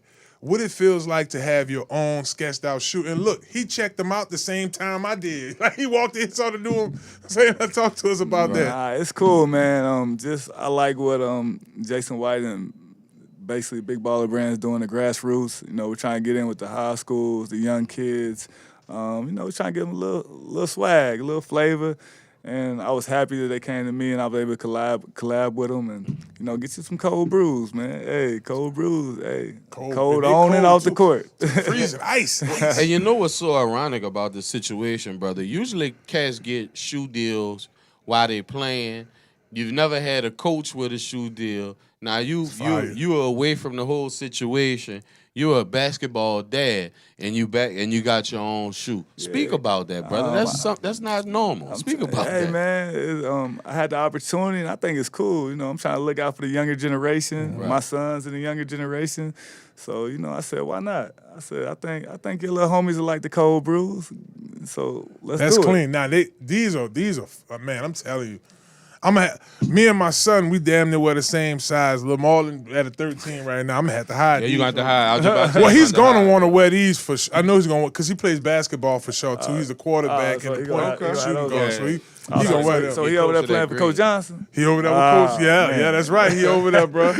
Yes, indeed. Man, Corey, bro, I wish we had more time. We're going to get you back on. I mean, we're going to definitely drop the winter version of these shoes. For sure. Big time Corey on the show. Corey, one thing we love to do here on Inside the Trenches, we like to send a motivational message out to our viewers. This been your camera the whole time peeking at you, man. If you could look into that camera and talk to the young athlete out there, student athlete who want to be able to be able to put themselves in a position to be an NBA champion or NFL champion, man. Motivate that youngster. Man, the best advice I can give a young player is you got to believe in yourself. And you got to work hard, man. You got to work when nobody's looking. For me, being from a small town, I used to be out by myself working on my handles, working on my jump shot. I go in the gym before school. I shoot 500 jumpers every day before school. After school, I work out. And that's when I was playing football, too. So that means I was doing extra and playing football. People don't understand back in the day, you know, you got to get it how you live, and you got to grind. So for the young players, the grind is real, but work on your game. He's Corey Brewer, NBA 51-point scorer. Come on. NBA champion for the Dallas Mavericks, and not one but two times right there in that SEC for the Florida Gators. Let's give him a big round of applause. Join us on Inside the Trenches. And you know you've been down here. You talking about get it how you live. Yeah, get it how you live. Do you dig? Man, I've been in New Orleans for a long time. I love the city, man. We love the city. The Brewer family love the city. No doubt. Yes, bro. indeed. Well, he's Corey Brewer. Remember, check out KB, the little one. At Come on. Country Day this year, 2-time champions. Y'all check them out. And, man, thank you for coming on the show, brother. Thank you, I brother. appreciate it. Thank you guys for having me. Yeah. Appreciate it. Y'all stick around. We got Coach Poppy from McMain in the building, man. First time head coach at McMain. I can't wait to talk to him. Y'all stick around. It's Inside the Trenches right here on ESPN Baton Rouge. Hello, somebody. Hello, somebody.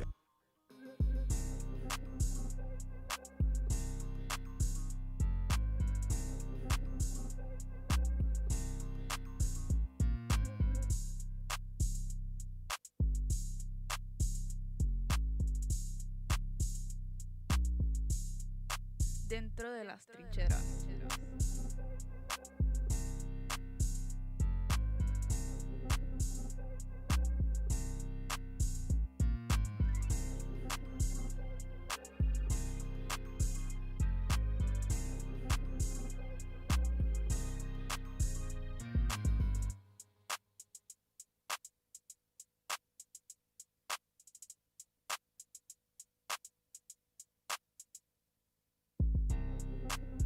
Inside the trenches.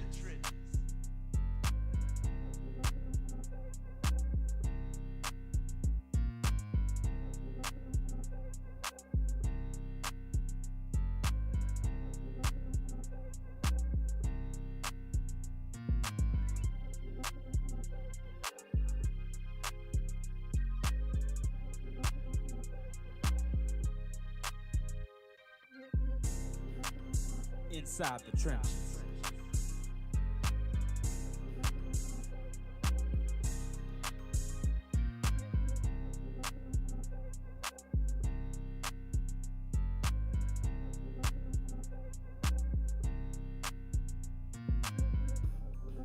Dentro de las trincheras.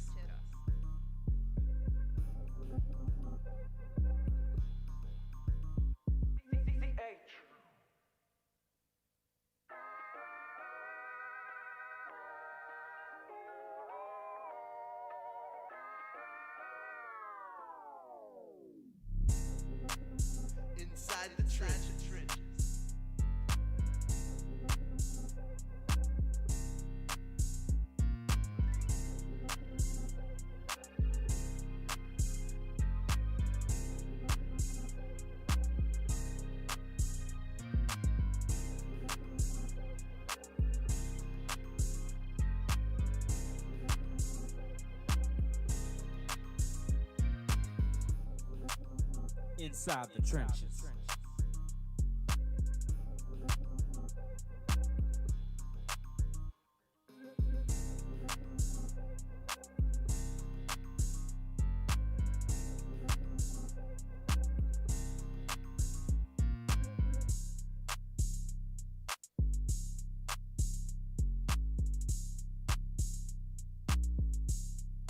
Dentro de las trincheras.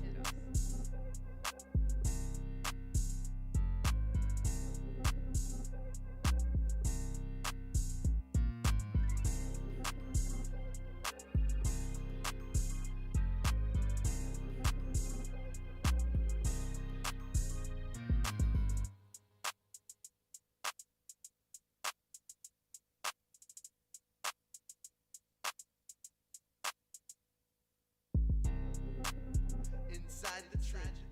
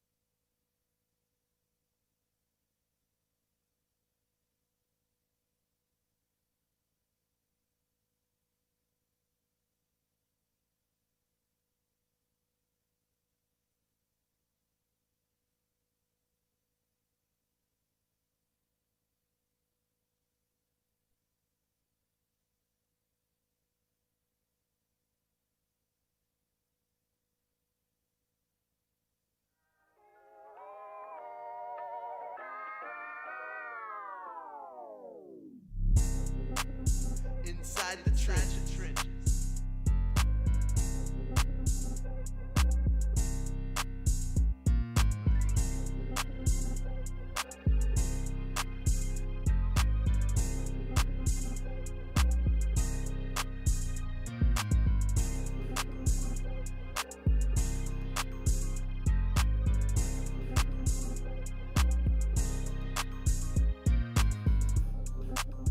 Inside the trenches.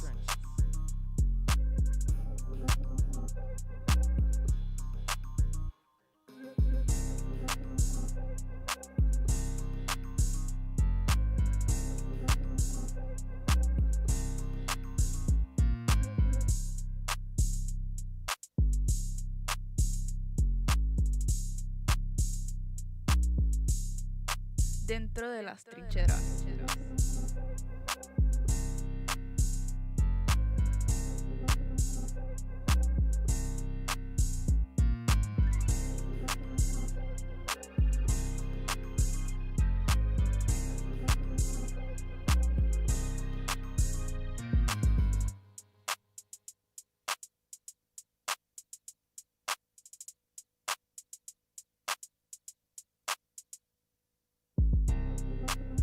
Inside the trenches.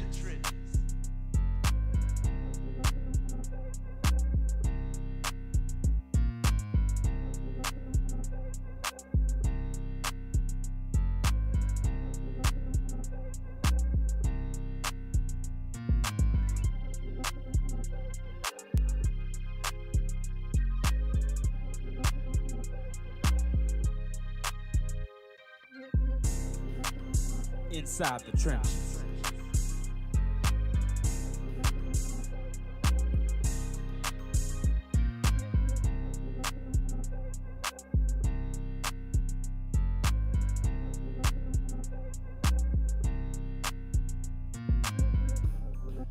Dentro de las trincheras.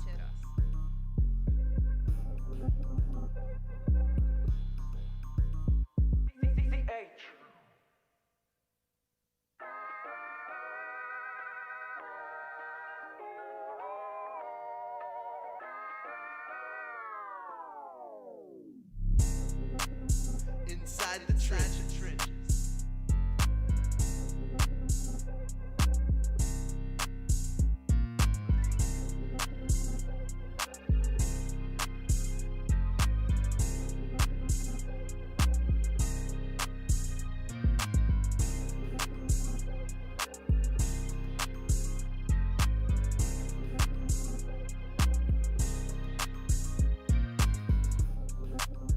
Inside the trenches.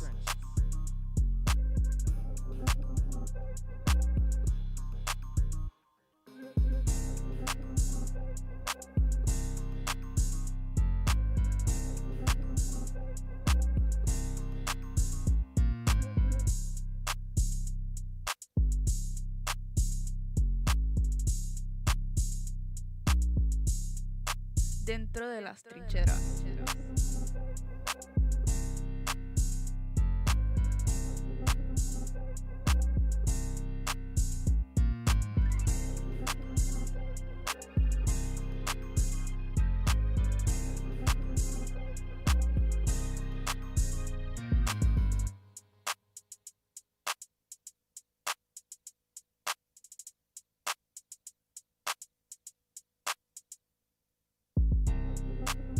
Inside the trenches.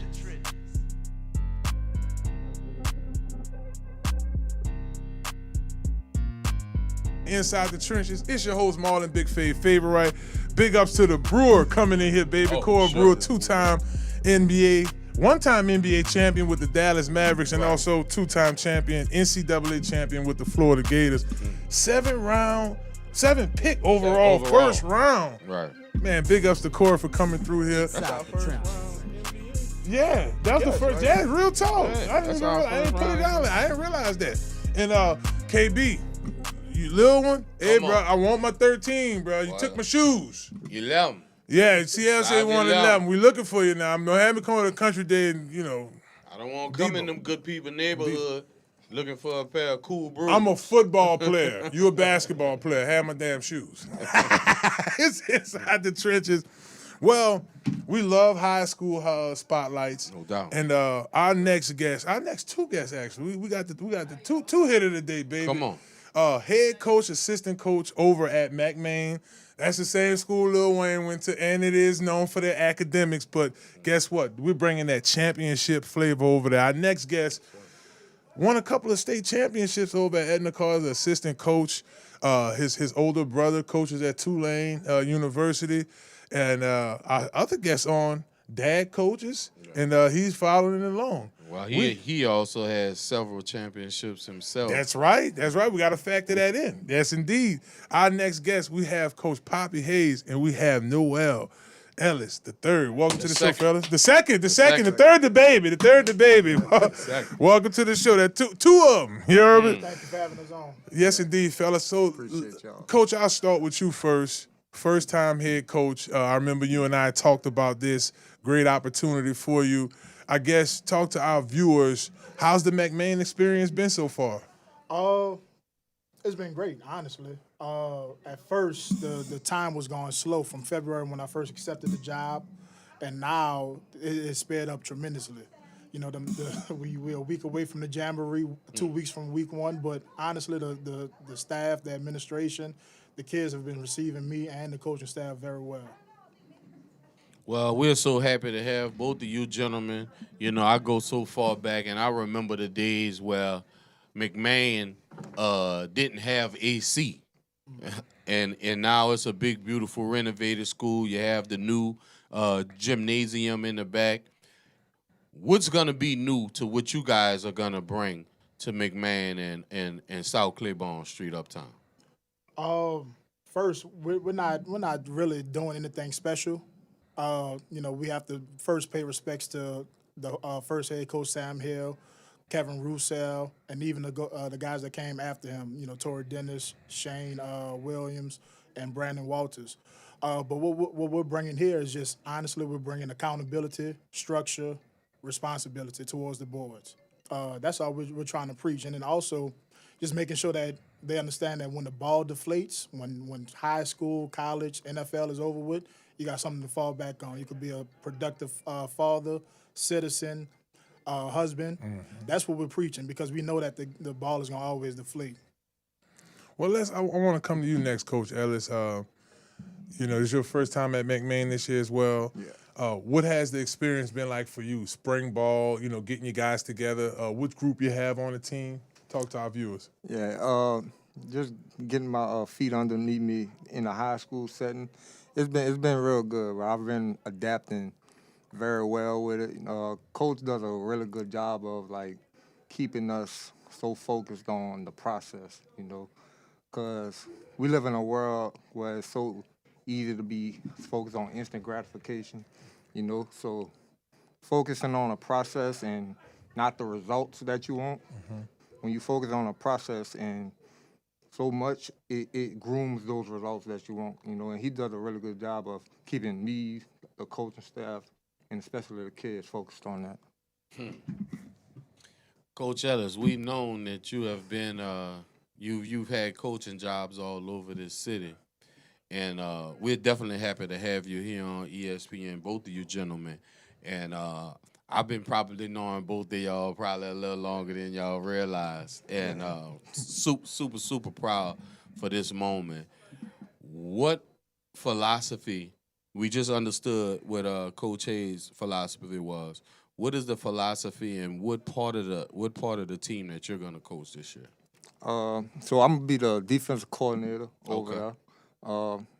Our philosophy on defense is pretty simple, and I try to keep it very simple for these kids, so they can ultimately just play fast, But our philosophy, we're gonna be very aggressive, We preach every day for the kids to be violent, be violent on defense, have fun, play fast, and as far as schematic wise, we running a lot of man blitzes, a lot of quarters, a lot of what you see at the college level, just trying to get these kids ultimately ready for that next level,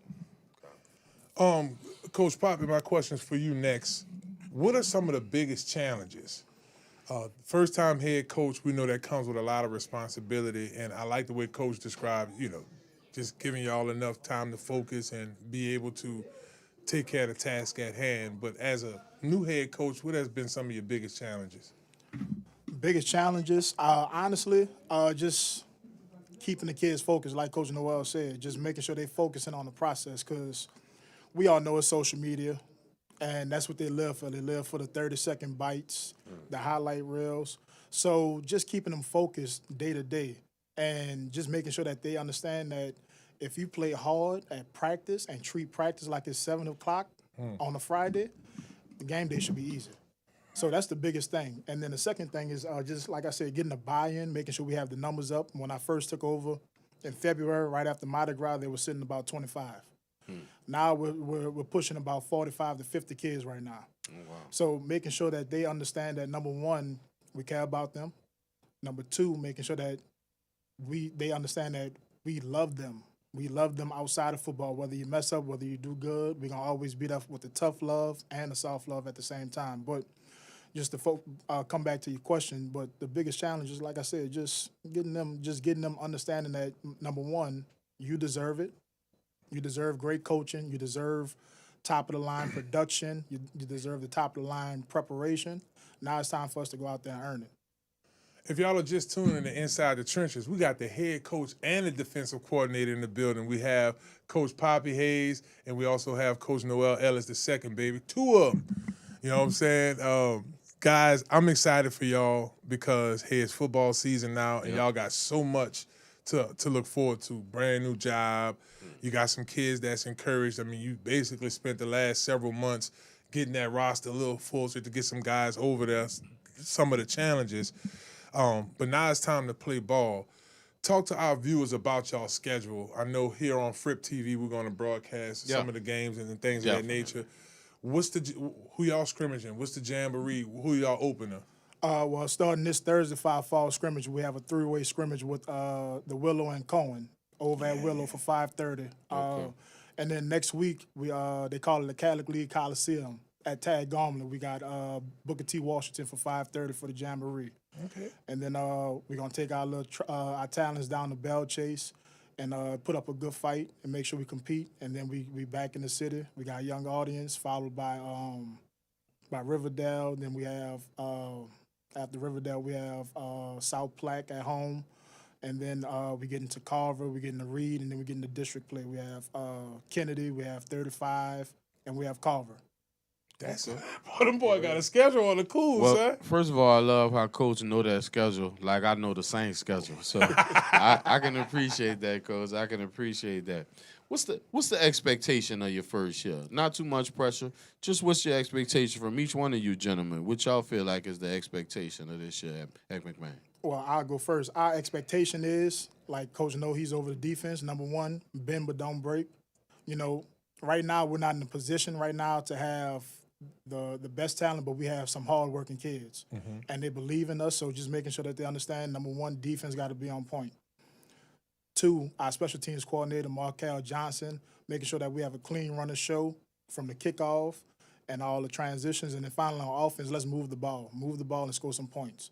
But if we keep doing, like we said, taking that process one day at a time, treating every day like it's game day, the results going to take care of itself, whether it's this year or down the line. But the immediate goals, like I said, move the ball, stop offenses, and have a clean running show on special teams.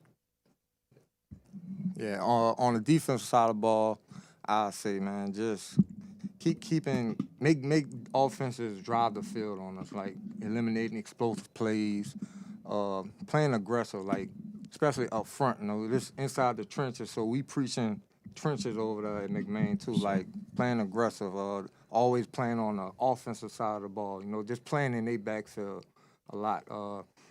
You play for Coach Chavis at LSU, right?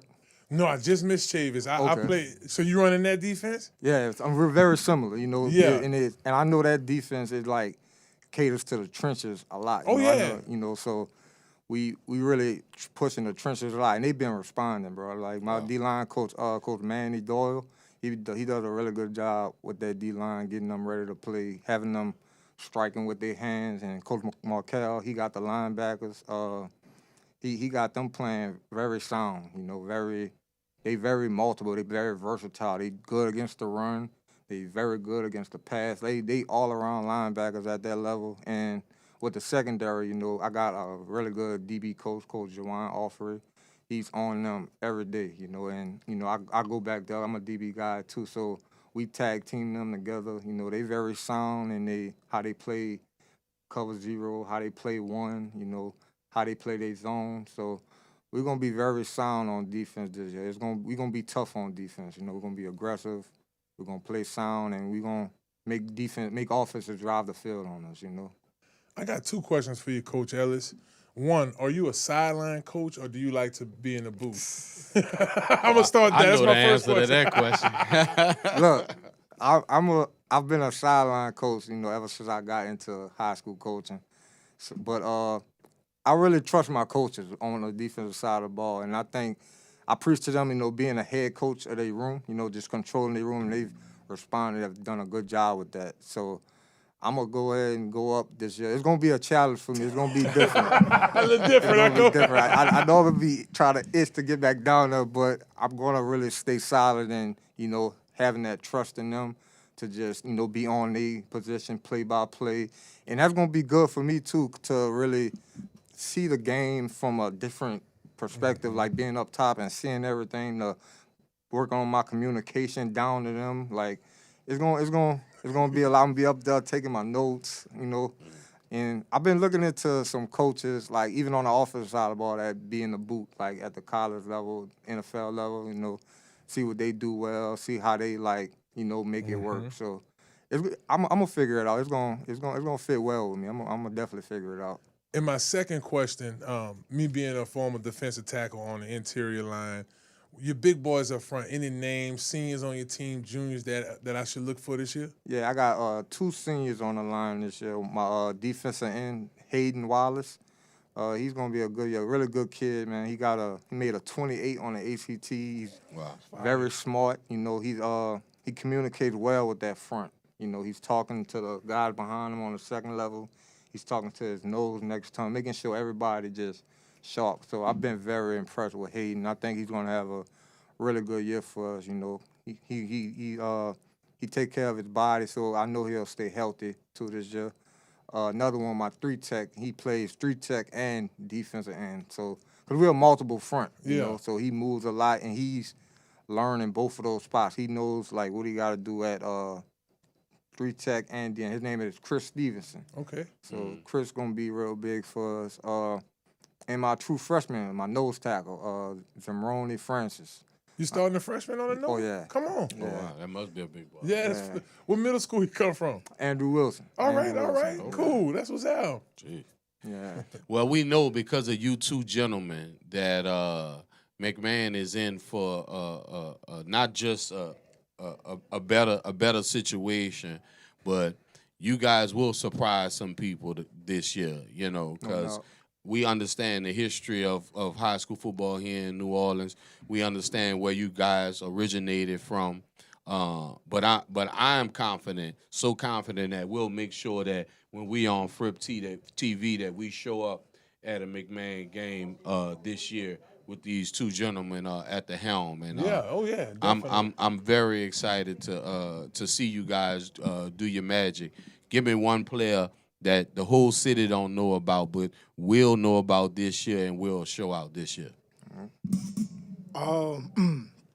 So it's in our junior class, the class of 29. So really, it's 2 of them. Both track stars. They was on the district team that won for McMahon this past spring. Okay. Also competed in state as well for a title. First one is Jalen Williams. He's a nickel star, returner. Offense, he plays slot, get a little some reps at running back, and then our second one in that junior class is Michael Tobias. Listen, track speed. Come on. Track speed. Listen, he can lock down the opposite corner, the opposite end of the field. He can also return on kickoff, punt return. True blazer. He also gets some reps at receiver too. But honestly, coming up, this class of 30, this freshman class, we hit this class hard. And they got some young studs in this class. We got a true freshman linebacker, Devon Villiers. We have another receiver, Cameron Thomas. We have a true freshman quarterback who's splitting reps with our junior, Demaj Honeycutt. Running back, sophomore, Verdell Harris. So we're getting that. And then also on the receiver side, I don't want to leave none of the kids out. Demetrius Fernandez, he's a senior. Jaden Daggs, who's a sophomore. So we have young talent. We just need to make sure that we're guiding them in the right direction. Coach Poppy, in the same token, right, I know it's some young men probably watching this show right now, some middle schoolers, 8th graders trying to make their decision on what high school they want to go to. Why go to McMahon? Talk to our viewers about the perks of going to McMahon and just how you guys are welcoming in some new head coach, new opportunities for some youngsters. So if I'm an 8th grader watching this show, talk to us about potentially attending McMahon. Well, number one, let's talk to the parents first. You know, McMahon is known for academic excellence. Yes, sir. Way back from the 80s, the 90s, all the way up to the 2000s, and the teens now. So preaching that first, letting them know that they're going to get the top education first, especially in the public charter network across the city. Second thing, like you said, new program, new head coach.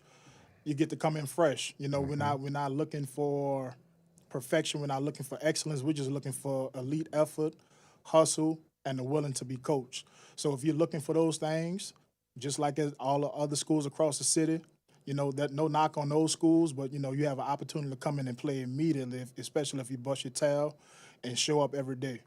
That's big. Gentlemen, you know, you guys answer so many questions inside of one question. This is probably might be my first time I paused a little bit to try to catch up with you guys.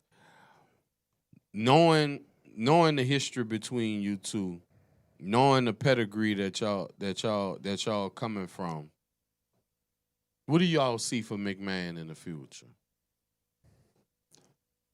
Well, first, I want to make sure that the community understands that McMahon is here. Not that they're back, not any of that. McMahon is here. The time is now. Come support us, And then for the future, we want to make sure this program is not looked at as a bottom field program. We want this program to be on the scene as a premier program in the city of New Orleans, and not just the city, but the state of Louisiana too. So that's what we're preaching right now to the kids. Like, listen, the time is now. We're not gonna wait for 2 years down the line, 3 years. Let's take the city and take the states by storm now. Let them understand or come ask questions what McMahon is doing over there. And why are they getting those kids? Why are they building and going on the trajectory that we're going? So, I mean, the sky is the limit. And that's what I keep preaching. I preach this to the coaches, like, listen, all the coaches that's across the city right now, they had their time. They were younger. Now they're more in their established roles. Now it's our turn to take over. It's our turn to lead the youth this time. So you have some young, energetic coaches, hungry to make a name for themselves and to build a program. So that's what we're looking for. We're looking for just to put McMahon on the map and let them know that, look, we're not no pushover. We're here. We're here to compete, and we're gonna fight. We're gonna fight like hell for 4 quarters. I mean, Coach, that's something I think I can really respect. I mean, Coach Ellis, you've been around. You're a football coach. I mean, your dad, pretty sure little man gonna play and coach too. So it's just so happened to be one of those things it's just in your blood. And then I spoke about your brother, babe. It's in his Brock. blood. He's coaching. He actually did the Bill Walsh coaching diversity deal in the NFL, so he got his opportunity to coach in the NFL and doing an excellent job at Tulane. Coach Pop, you bring a lot of pedigree to McMahon. You've already experienced state championships. You've been down that road. That road, you know what it takes. Being able to bring that energy over to McMahon and implement that to these new students, man, what does that feel like for you? It feels great. Number one, it lets me know that I was truly paying attention to where I come from, where I coached at, where I played at. I played at Car 4 years, led a 4 years, went to 4 straight championships. And I actually started my coaching career at McMahon in 2018. So I did 2 years under Torrey Dennis and 1 year under Torrey and then 1 year under Shane Williams. So, number one, taking what I've learned from the first stop and understanding that ball could fall off the tee any direction at 7 o'clock. So you have to prepare yourself. And I took that same mentality to Carr and made sure that I wasn't complacent with the winning. And then made sure that I observed.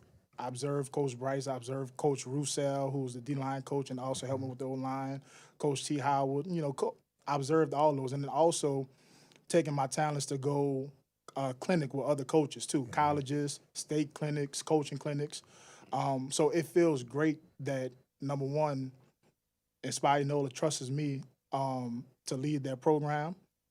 Number two, Dr. Melanie Moore, our principal, she trusts me to make sure that I can lead this school as well and incorporate the ultimate high school experience. That's what we're looking for. We're looking for the ultimate high school experience, making sure that they can look back and say, you know what, we had a pretty good football team.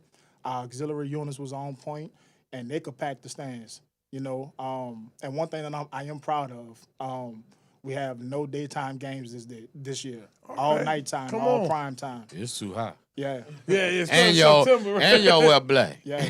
So That's right. So that was one of my key things when I first took the job. Like, listen, I don't want to play on 3:30 at Thursday or Friday. We want nighttime games. We want them to come in and actually experience that environment. Right. McMahon, y'all don't have your own field, huh? No, y'all tag on as y'all's home field. So actually, it's been Pan Am the past few years, but this upcoming season will be traveling to Berman Stadium.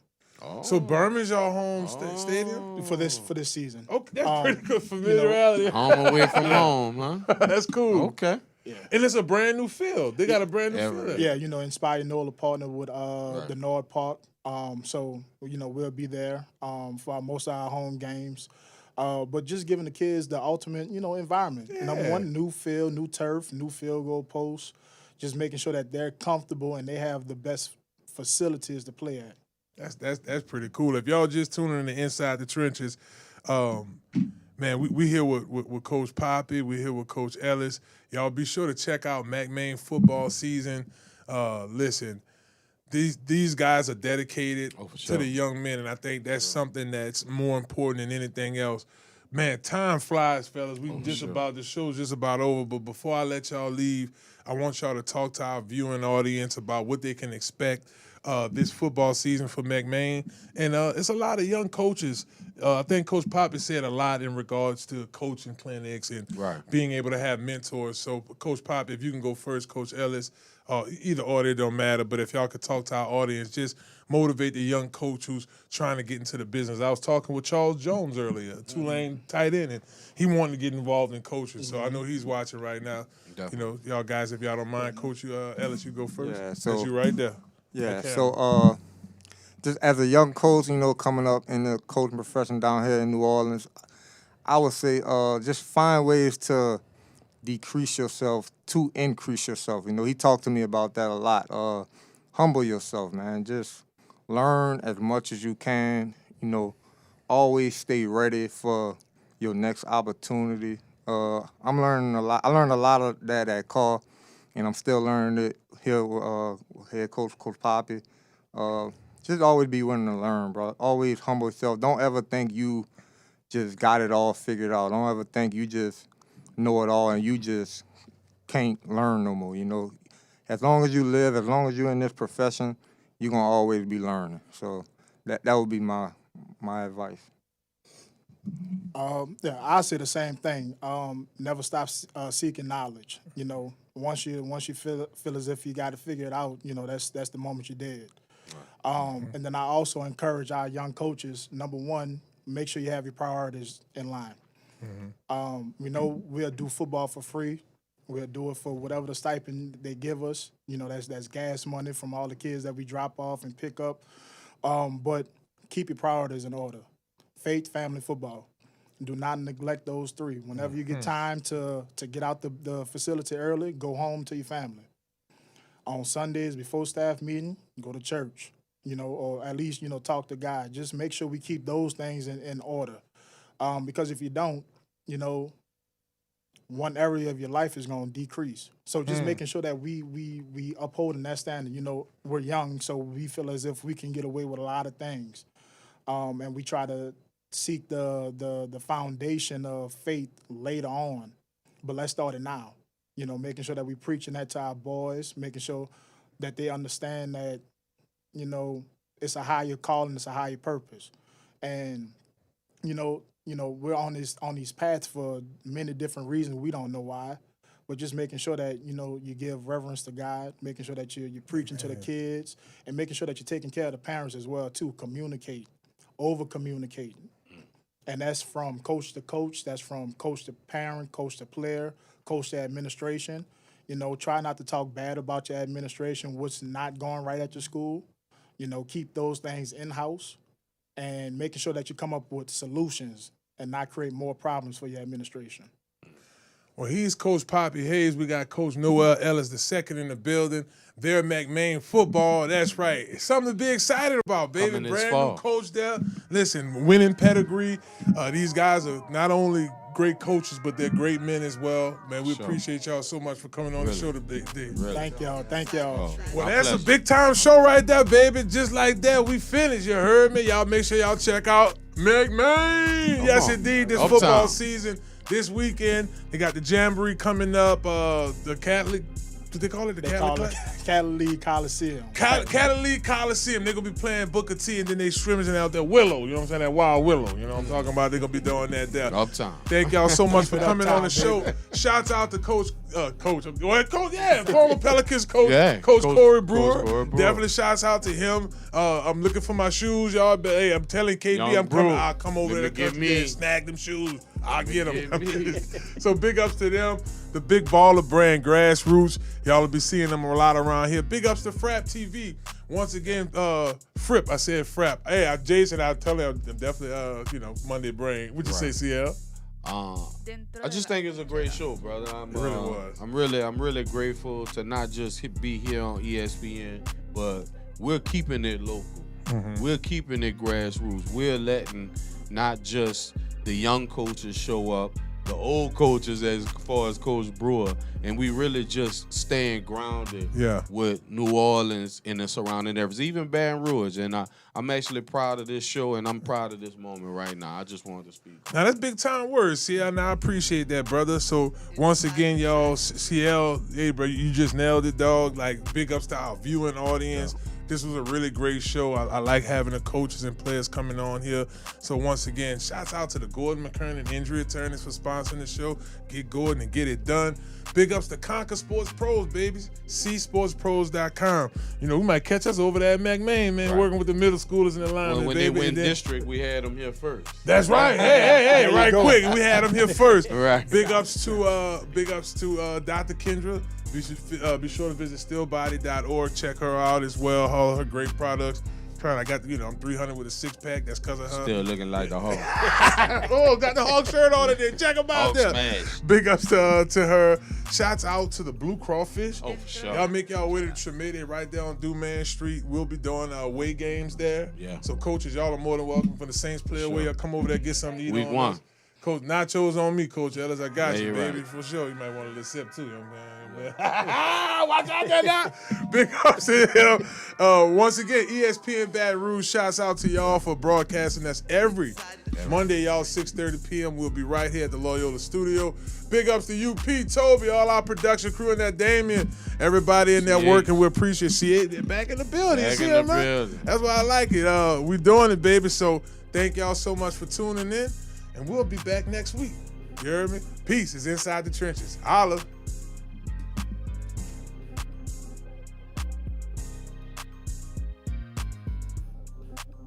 Inside the trenches.